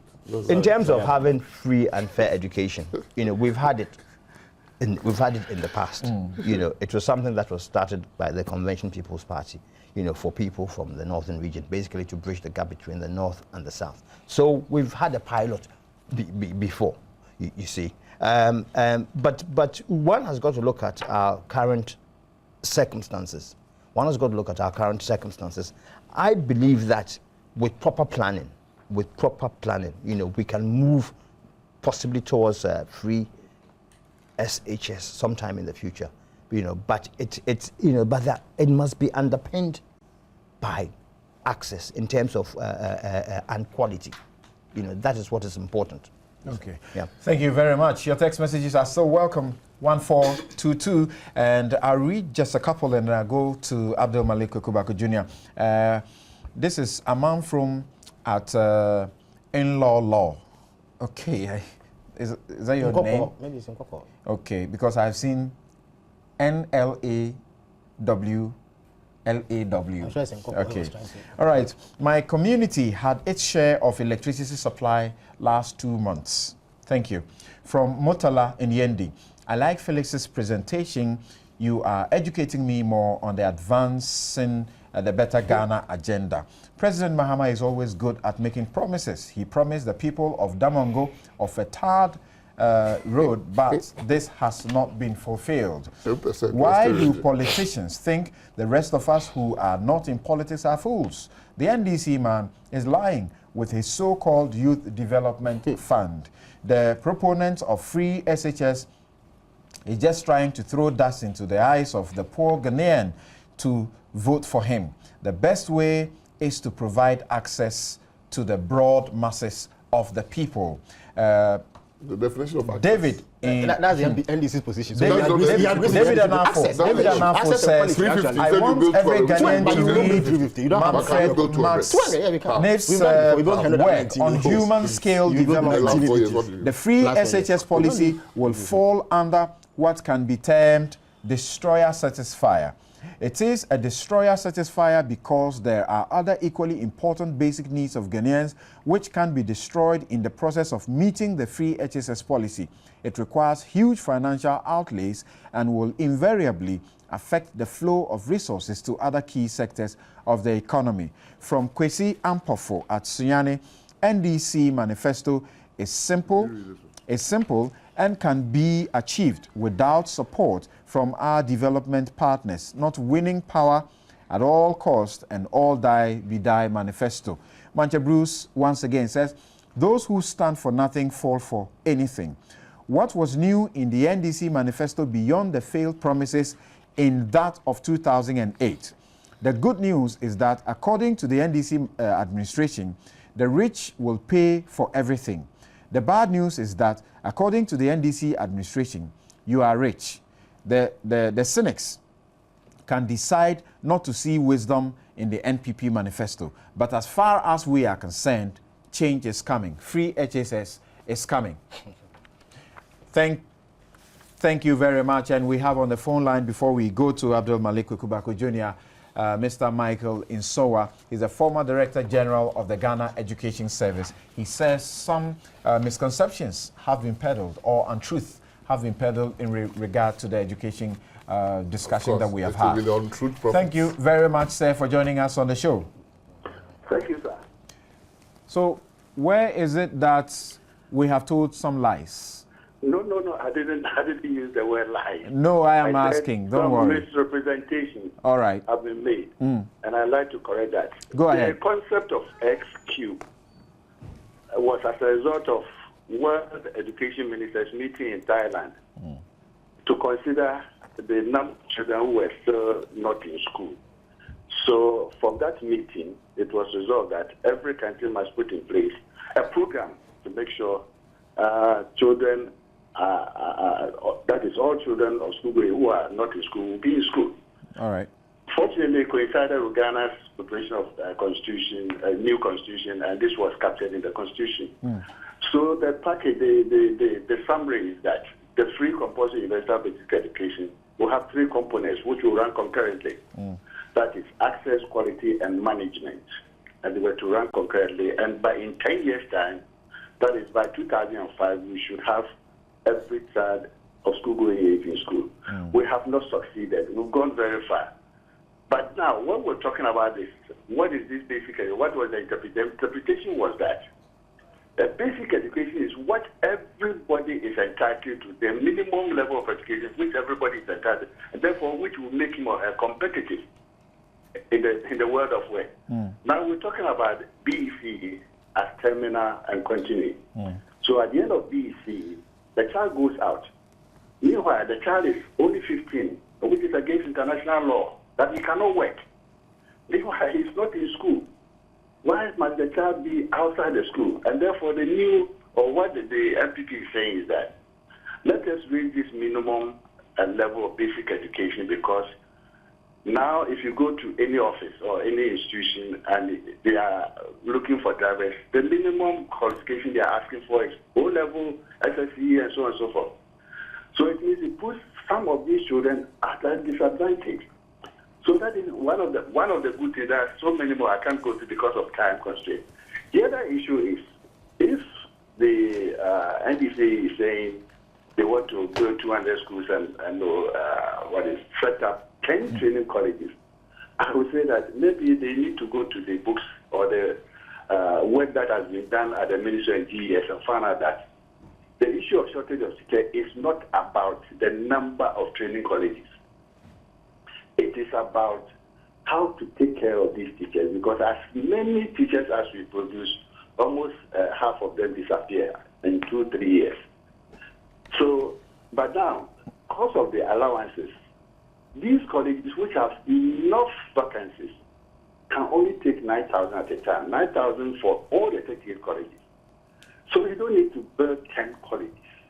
All you need to do is to make sure we can increase the numbers or add 1 or 2 infrastructure and therefore meet the requirements. But Mr. Nsowa, building more colleges is the easiest way to increase the numbers. Oh, no, what I'm saying is that there are enough vacancies in the existing. There are 38. Each year they take only 9,000 because of the allowances. Let me give you an example. Western College in Kumasi, which has a lot of infrastructure, can only take 300 students at a time in a year.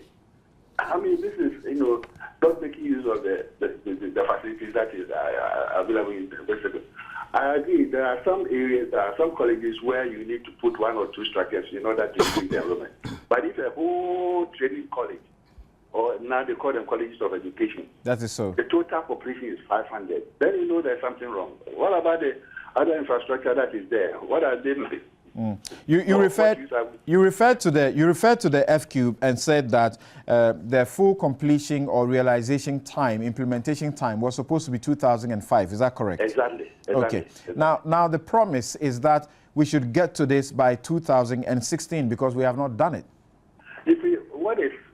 After 2000? Sorry, let me begin. Ghana launched the F-Cube in 1996. 5 years from 1996 to 2000 was the first half of the 10 years. Now, we joined other ministers in Dakar 2000. The first one was John Tien, 1990. Dakar 2000. And then it was still realized that some people were. So we need to look at other issues. Now, let me just take your mind quickly to the F-Cube, the conditions. In the F-Cube, it was said on page 48 that cost sharing, and therefore parents were to pay for their uniforms, the transport, the feeding, and so on and so forth, and other fees. So the first thing that was tackled in 2004 was the other fees, which was putting some children out of school, and therefore the institution of the capitation grant. Some people have argued that the money was too small. At that time, we were talking about 2004. 3 cities. Out of the 3 cities, only 9 was going to the ministry for the cultural activities and organization of sports and so on. The 21 that was left, 21 cities was kept in the school. So every school was made to open the account to which these monies were paid. Okay, sorry, but this all time will allow us. Thank you very much. Okay, all right. So I'll be happy to assist thank you very much, Mr. Michael Nsowa, former Director General of the Ghana Education Service, seeking to bring us some information about the F-Cube. And Abdul Malik. Yeah. I haven't read the NDC manifesto. I haven't had a chance to access a copy yet. So it's difficult to analyze what is in there. But of course, the president spoke on the stage, so we got some few hints. And my brother Felix too has advanced portions of it.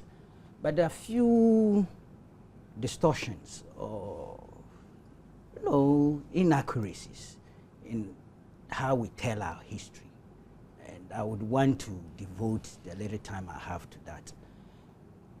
The point about energy, is it the spread to communities, which distribution, which Felix was elaborating on, and it would have been okay to say that yes, we moved it from this percentage to that percentage. As you indicated, government is a continuum, so there's no big deal there, honestly, stating the fact on their own. But when that fact is used for propaganda capital, then we have to interrogate what is behind the fact. The point is made that, look here, within 3.5 years or more, we've been able to expand it by 18%. And that this underscores our capacity to deliver and credibility relative to that sector. I would want Ghanaians to be a little bit more informed. Let's assume without admitting, I'm not going to contest the 18% thing. I will leave it that way. But how was it possible? Look, the National Electrification Scheme, which indeed began somewhere in 1989 under the PNDC and was a very commendable project. All sides admit that. Had a certain difficulty in terms of funding capital inflow into that project over the years. So it was going in bits. Self-help electrification program 1, 2, 3, 4. Ships. And the key problem with that was the capital outlay, the funding.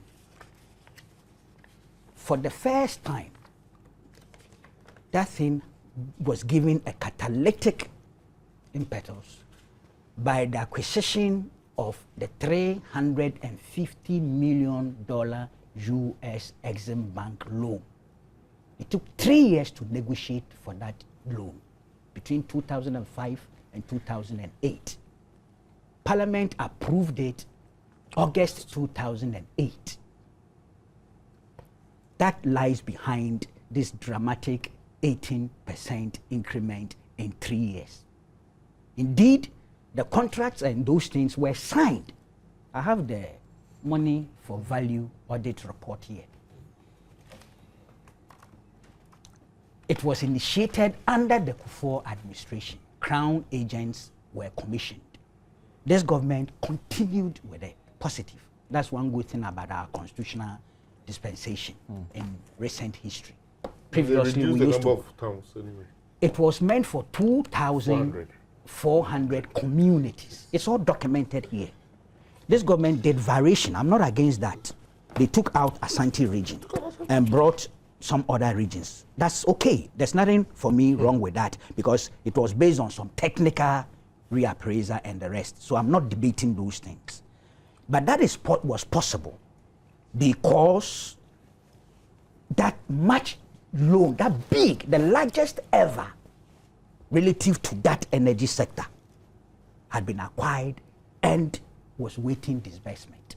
Contract with, is it with Lamont, it's all here, had been done. They had been involved in the SHEP programs previously. Fortunately, I was one of the members of the press corps that was present when this event took place in the US. September 16, 2008. This is a speech that was read by the Deputy Minister for Finance and Economic Planning at the signing ceremony. And I think it was Professor John Buffo, where if you read, and I'll quote some few portions. Ladies and gentlemen, the rural electrification program has been largely successful. Currently, it is estimated that about 60% of Ghanaians have access to electricity compared to 15% when the program started in 1989. Though Ghana has one, let's skip that, in order to sustain the momentum of the self-help electrification program, over 2,000 beneficiary communities are to be connected to the national electricity grid under SHEP 4. The funding of the US $350 million from the US Exim Bank would therefore significantly contribute to the implementation of the program. There are a lot more here. So you see, if you strip propaganda out of the equation and understand that this is governance, you would not seek to give exclusive credit to only your side as being able within 3.5 years to expand electricity distribution by 18%. We have to interrogate the issue and then we'll realize that very handy, there was 350 million, value for money audit and the rest had been done, the contractor had been brought in, and so was smooth sailing. And it's good if indeed the 18% addition has been achieved. I would say positive, but let's explain it well.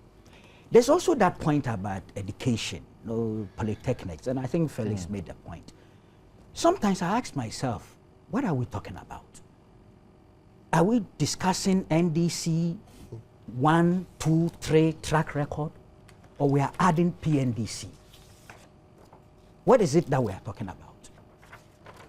In 1992, and towards the end of the PNDC's regime, they passed the Polytechnic law, PNDC law 321. And I'll read section 27. Dissolution of existing polytechnics. The following polytechnics shall cease to exist in their present form immediately after the commencement of this law. A. Accra Poly. B. Tade Poly. C. Kumasi Poly.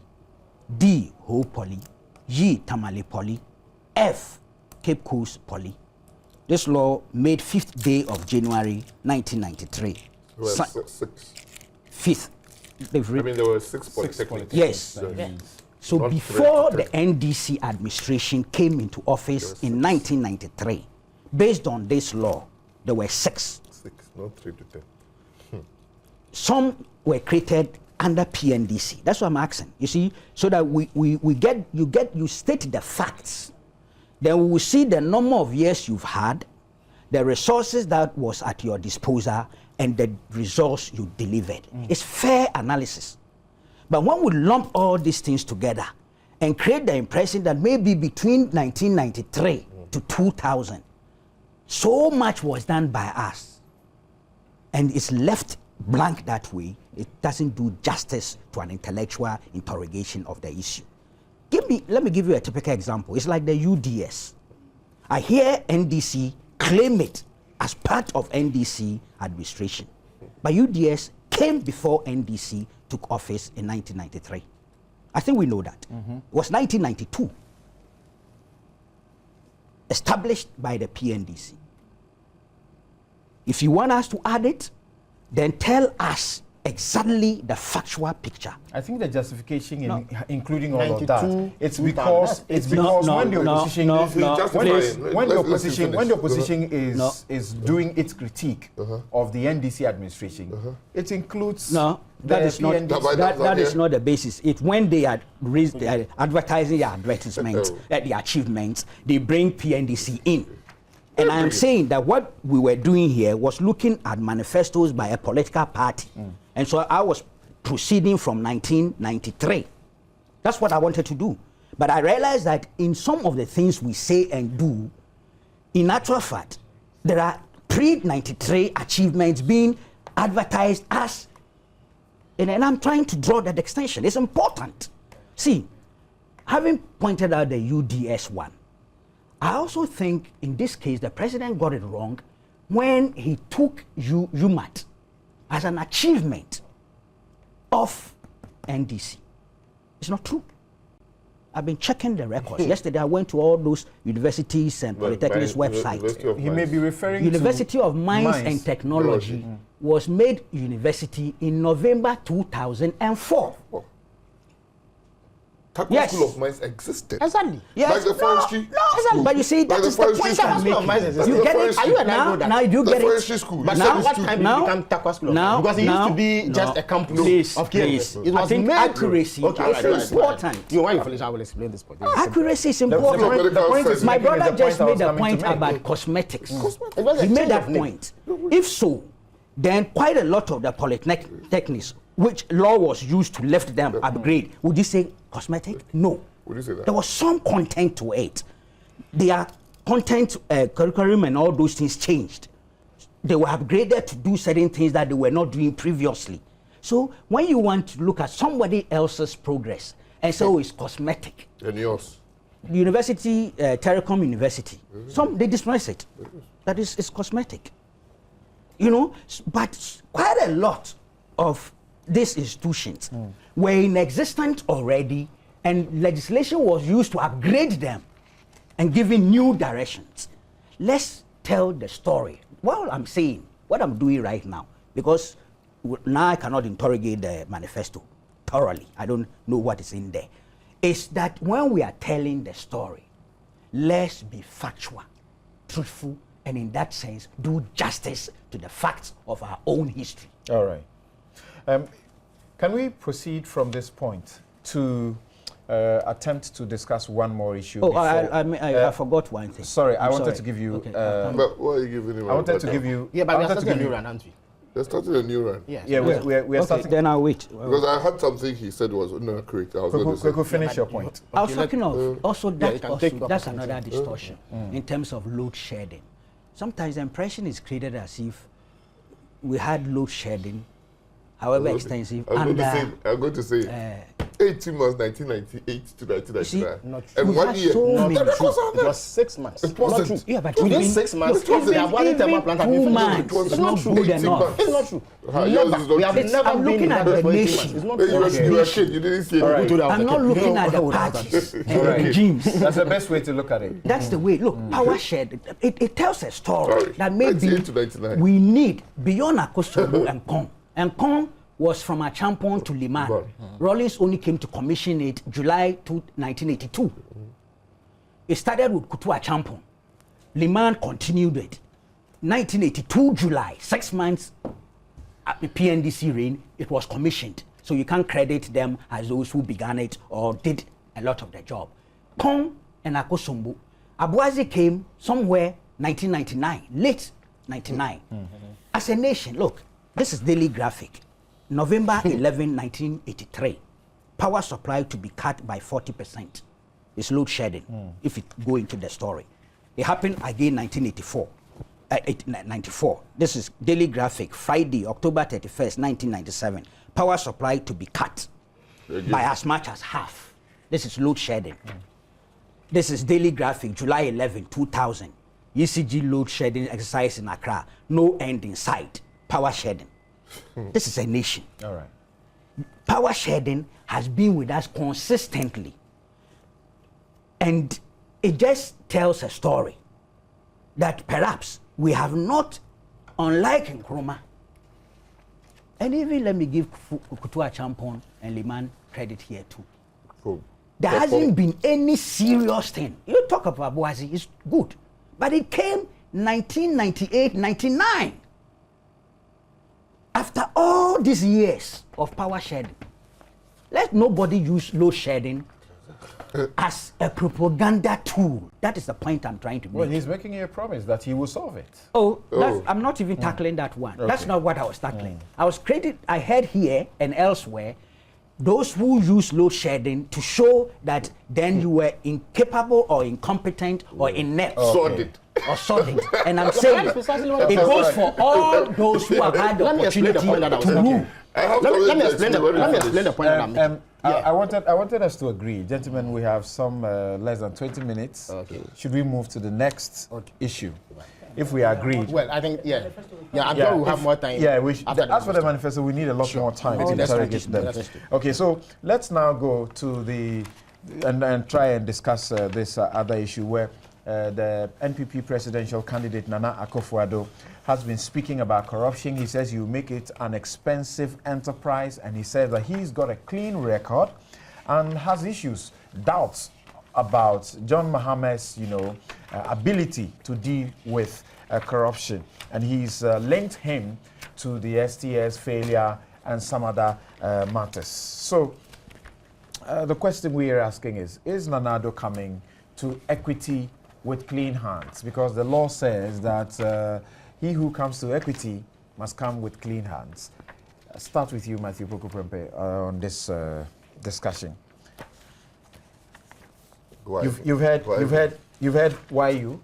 Oh, because it's your presidential candidate. Oh, Yes. I thought I heard President Mills, the President John Mahama and President Mills speak about that. But I will take it. President Mahama just rebutted and said, provide the evidence. Before or shut up." 2008 elections, we saw series of allegations by NDC as the basis of corruption allegations against MPP.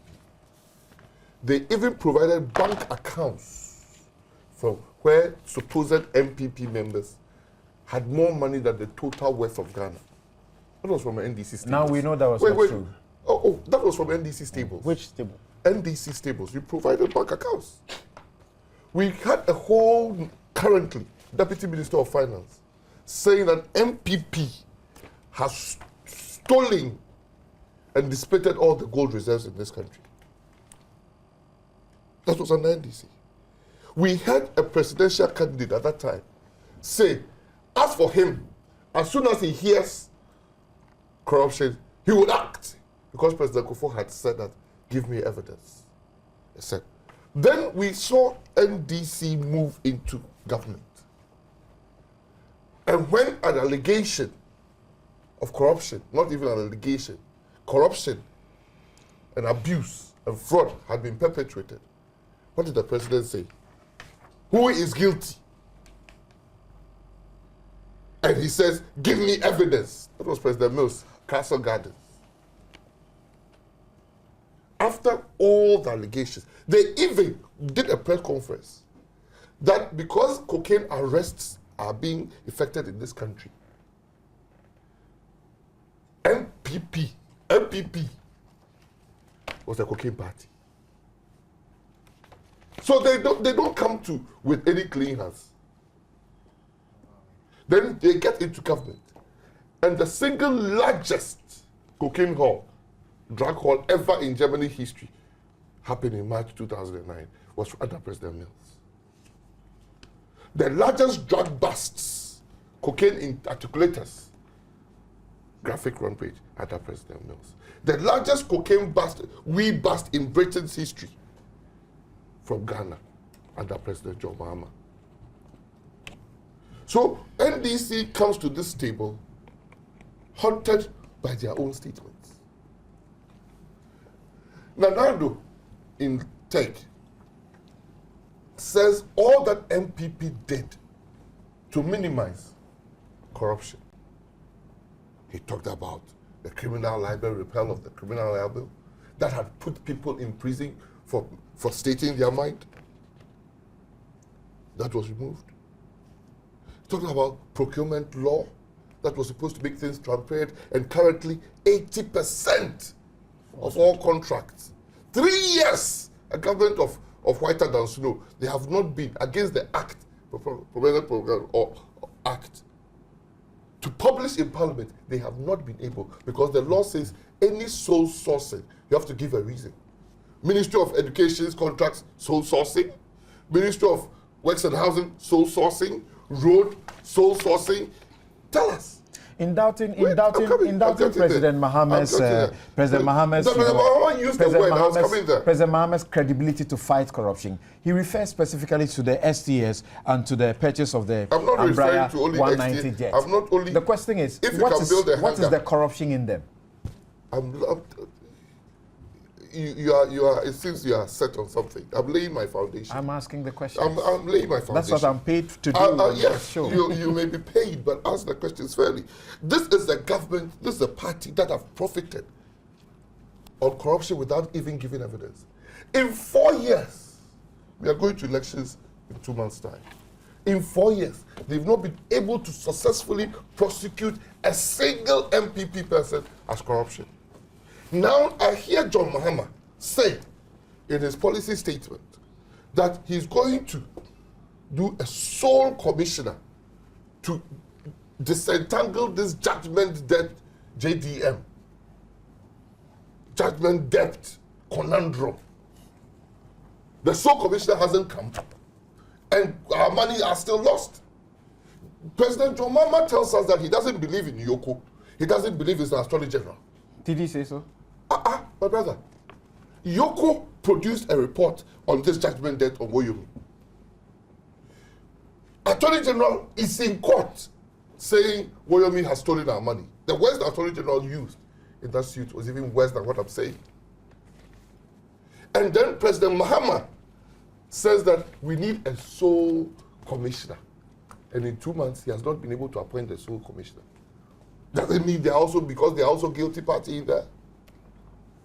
I mean, if we are going to not to respect each other, and we are going to throw mud at each other for political reasons, then I have every right that if you go and negotiate, let me tell you the worst thing about the Embraer XTS. And you should be ending, because we have very limited time. The Embraer jet, John Mahama was the chairman of the Ghana Armed Forces Council that approved it. Check the records. When STX. I'm coming. Embraer, I want to say two things. John Mahama gave the executive approval for the Embraer thing to come to Parliament. John Mahama went to Brazil to negotiate the Embraer.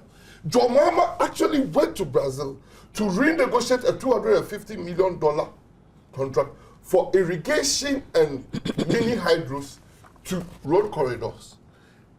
STS, the president himself, in the State of the Nation address, so that he's sending John Mahama. Question is, what is corruption about these deals? If you claim you have given a government sovereign guarantee to somebody and we don't know where it is up to now, monies have been paid because the Minister for Works and Housing says Ghana's money is going to be retrieved. We don't know. And houses were going to be built at $55,000 an affordable flat. That's corruption. That is Felix. corruption. You see, Samson. What is the meaning of the English word corruption? Felix. It is bad enough when party propagandists, Like you. uninformed party propagandists, Like you. engage in illogical, Like you. No, he didn't Bizarre. interrupt you. Okay. He didn't interrupt you. bizarre, and excuse me, with the greatest of respect, nonsensical arguments. You can forgive that. But when the leader of a party, somebody you expect to exude substance, somebody who wants to lead this country and occupy the highest position of this land, lends himself to that pure thinking, it makes me regret this democratic dispensation that we are in. Nanado says that the evidence of corruption against President Mahama is that government entered into an agreement with the South Korean company and the agreement fell through. You asked him, where is the corruption in that? You see, the claims are so outrageous in their defiance of logic that you wonder whether the MPP actually needs to decide to make these allegations. How can you tell me that merely because an agreement with a Korean company to construct houses falls through, President Mahama is corrupt? Because the Koreans are demanding money. They went to court. That But some how money does to some merely people. demanding money? They pay some money It to is some not people. true. First of all, it is an Please allow absolute Felix to falsehood. speak. Yeah. Again, the Minister for Works and Housing categorically stated that government has withdrawn that sovereign guarantee. No. The second point that I need to make, Where did he make that if Where did he the make MPP it? says that a loan agreement or even any transaction at all falling through was the evidence of corruption, then they are the most corrupt government in the nation's history. Because I know that on 2 occasions, they tried to access loans that didn't come. The second point about this Embraer jet, you know where the MPP got their information from? But on the STS, your claim that it was boardroom wrangling that led to the failure. But that is true. And so no one should be blamed. But that is has true. been challenged. That By is whom? not the By point. whom? That the Koreans, when they By came in and failed and were By unable to whom? raise the funding, Who has challenged and then that? began to go Who forum has shopping challenged with the that? guarantee that Who you has gave. challenged that? Who has challenged the fact that it was not boardroom wrangling that led to the collapse of the STSG? In any event, let Dr. Where is and his MPP and Nana Akufo-Addo tell the people of Ghana how the mere falling through of a deal represents corruption. You see, we have not forgotten about the stench of We are corruption talking about that Yoko. oozed outside of the castle when the MPP was in power. Who This said is a so? party whose national chairman told everybody, your station played that tip, that they had set That up is not a true. bribery corruption syndicate Who? at the castle. They were When? collecting bribes You see? from contractors. You see, This let is a him- party. let him prove. I will prove it to you. No, It is your hold national chairman who hold said it. Hold it. He said that No, he had gone to the he castle didn't to say what collect you are money saying. to finance. Sorry, Something, he didn't say what you're saying. something. He didn't did. say what you're He saying. said what I'm saying. You are talking about Haruna Iseku. Exactly. What did he say? And the reference to kickbacks. Exactly. What did he say? But you are saying that they have set up He said a that the bribery president at the syndicate time. at the But castle. what is it? When the president is the head of the Those- people who those are not collect. his words. Listen, Please go on. yes, but But I'm those are not interpreting his his words. words, yeah. If you tell me that the president is collecting monies from contractors, what He is never even mentioned the president collecting money He from said that it's the contractors. president himself who oversees that thing. And then when contractors bring them money, when contractors bring you money for giving them a contract, what is it called? It is called a kickback. So the MPP should give us a break. This is a party whose president, President Kufuor, justified corruption. He said corruption was as old as Adam. And that when Is that people the bring it to him, justification? he tells them to go and come another Is time. that And that as what for the him, president he will say not about review corruption. What does president because it say will about collapse his corruption? government. Didn't president say that Nana corruption is always with Akufo-Addo, Nana us? Akufo-Addo, he lends himself to this cheap propaganda by telling us that President Mahama is corrupt because the biggest agreement, $10 billion fell through. He says that President Mahama went to He negotiate. says that he doubts the president's commitment to fight corruption And he and Nana has because and he he's and Nana- presently supervising these acts. And because a loan agreement With falls to smack of Nana, who corruption. wants to Where is become the sole president, commissioner? who must show depth. Where This is is the his sole level of commissioner? thinking. Where is that the sole because commissioner? a deal falls through, President Obama is corrupt. That is Anado's thinking. Where is and the he wants to sole become president of this commissioner? country. And Anado, what about his own track record? Does he have any record of fighting wrongdoing of any form in our society? Yes. When people in his party are caught trafficking drugs, Where? Anado, as Attorney General, Who in the party refuses to was- prosecute them. Who was in the party? There are 3 members of your party Where? who were caught trafficking drugs in 2001. NDC. Nanado, as No. Attorney General, No. refused to prosecute them. It was Nkrabi Efadake who revealed on your station that the docket covering the case had disappeared from under the nose of Nanado at the Attorney General's office. This is a man who superintends the carving out of state lands under his care at the Ministry of Foreign Affairs. These lands were shared amongst MPP cronies. There's a gentleman who is his brother-in-law Whose brother? who benefited from that sale. Nanado, as minister, sat by NDC, and allowed his own deputy, NDC boys busted for corruption. What happened to his them? own deputy, to NDC buy land boys. that he was superintending over. NDC boys busted for I have a list. cocaine. Listen, Cocaine. this is a list of people who bought state lands. From the President Kufuor, the Chief of Staff, ministers, party cronies, propagandists, communicators, they carved out state land and shared it amongst themselves. They are national chairman. He is currently in court battling some people over the purchase of a bungalow that he lived in. A land that court? is estimated at No, $1 million. let's have the facts. Which court? Let's have Is the it- facts is it- in is it- is it- respect of no, the this. Supreme Court- the You're Supreme Court referring is to it- yeah, Djokovic Djokovic Vilante. It's not a court. Fine, It's fine. not- it's But he not went to court. battle it. No, right? but NDC No, boys listen, busted listen. for the cocaine. claims, What happened? the claims, No, listen. the Let me claims make a put point. on him, What the happened, claims boy? put on him, For for me, which this matter listen, went to court, Listen, Guys, there's have been nothing found not more to be corrupt. so. Listen, there's nothing more corrupt than a government that carves out state property that is given to it to administer. That land is valued at not less than $1 million Ghana cedis. NDC He ministers bought it for Do a you appreciate, Ghana cedis. the argument that this policy has pre-existed the NPP? But that was not the and policy. Some The people policy in the was NDC not that carve out land. have enjoyed. The policy was not intended Okay. for party cronies. Sorry, the sorry, national but- chairman, the sorry, president, sorry, the sorry, chief of but- staff. sorry, but They we are carve out out of state time. land. Sorry, themselves. sorry, But but we are out of time. Sorry, we are out You of see, time. the MPP The has to West exercise- Sorry. West Legon. Listen, Sorry, Where Abdul NDC Malik. big Let short me- slave. let me- It wasn't to come Let me back. take a point each Final from the point, two. final point, No, final sorry. point. Time is up. The Sorry. MPP considered the most corrupt government in our history. If they are haunted by their own misdeeds, they should leave Who President have you- alone. who Thank have you you. prosecuted? Thank you. As Abdul one Malik. party is under Who prosecution. is Abdul you? Malik. Four Sorry, as sorry. well Gentlemen, ministers. gentlemen, Four as well gentlemen, ministers. gentlemen, Kwame Nkrumah was put in jail. Gentlemen, we need to do the show. Sorry. Ibrahim Adams. Ibrahim Adams went. After you Napo, found out Felix, Ibrahim Adams Napo went. and Felix, Napo and Felix. Every year you produce Please, somebody who goes to jail. gentlemen, I'm wanting a please, party please, that what you are receives doing, what you are funding doing, from the cocaine barrel. what you are doing And is you are here to it's not good. I'm Please wanting- stop I'm what you are wanting- doing. Which cocaine I'm wanting. barrel? Nana, his NDC chief boys. advisor is a cocaine barrel. Matthew Yeah, I'm Poku-Prempeh. Fukachi. Gentlemen, Nana Poku Gentlemen, Furiata, please. somebody convicted for money I laundering. want It's to chief continue financial referring advisor. to you guys as gentlemen. Can you stop Yeah, here? so the MPP must All be right, clear of this all right, debate. Kweku Bako. How much time do we have? Do a minute. That's impossible. NDC boys But busted just, cocaine. that's impossible. We may have to interrogate this issue. Busted any At a later Islamic date. Yes, because it's impossible to make any sense. Okay. Except to clear some distortions, but that too is not worth it. I think time is up, isn't it? All right, it is. And also a free. Well, I think I share the sentiments of Kweku Bako. my brother, Mr. Kweku Bako. You know, Okay. I think our time And I is hope up. that the next time that we have Felix and Matthew Poku-Prempeh here, they would allow us to proceed in a more orderly fashion. Thank you very If you much. crack the hip well, we would. Okay. Okay. Thank you. Thank you very much.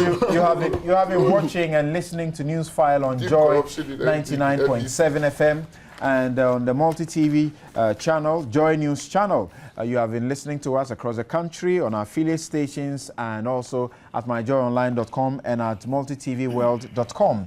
I am Samson Ladia Yanini. My guests have been Abdul Malik Kweku Bako, Junior Managing Editor of the New Crusading Guide newspaper, Dr. Matthew Poku-Prempeh. He is MP for Mansha. Felix Ofosu-Kwakye is a member of the government's communications team, and Osei Owusu-Afriyie is the legal secretary of the Convention People's Party.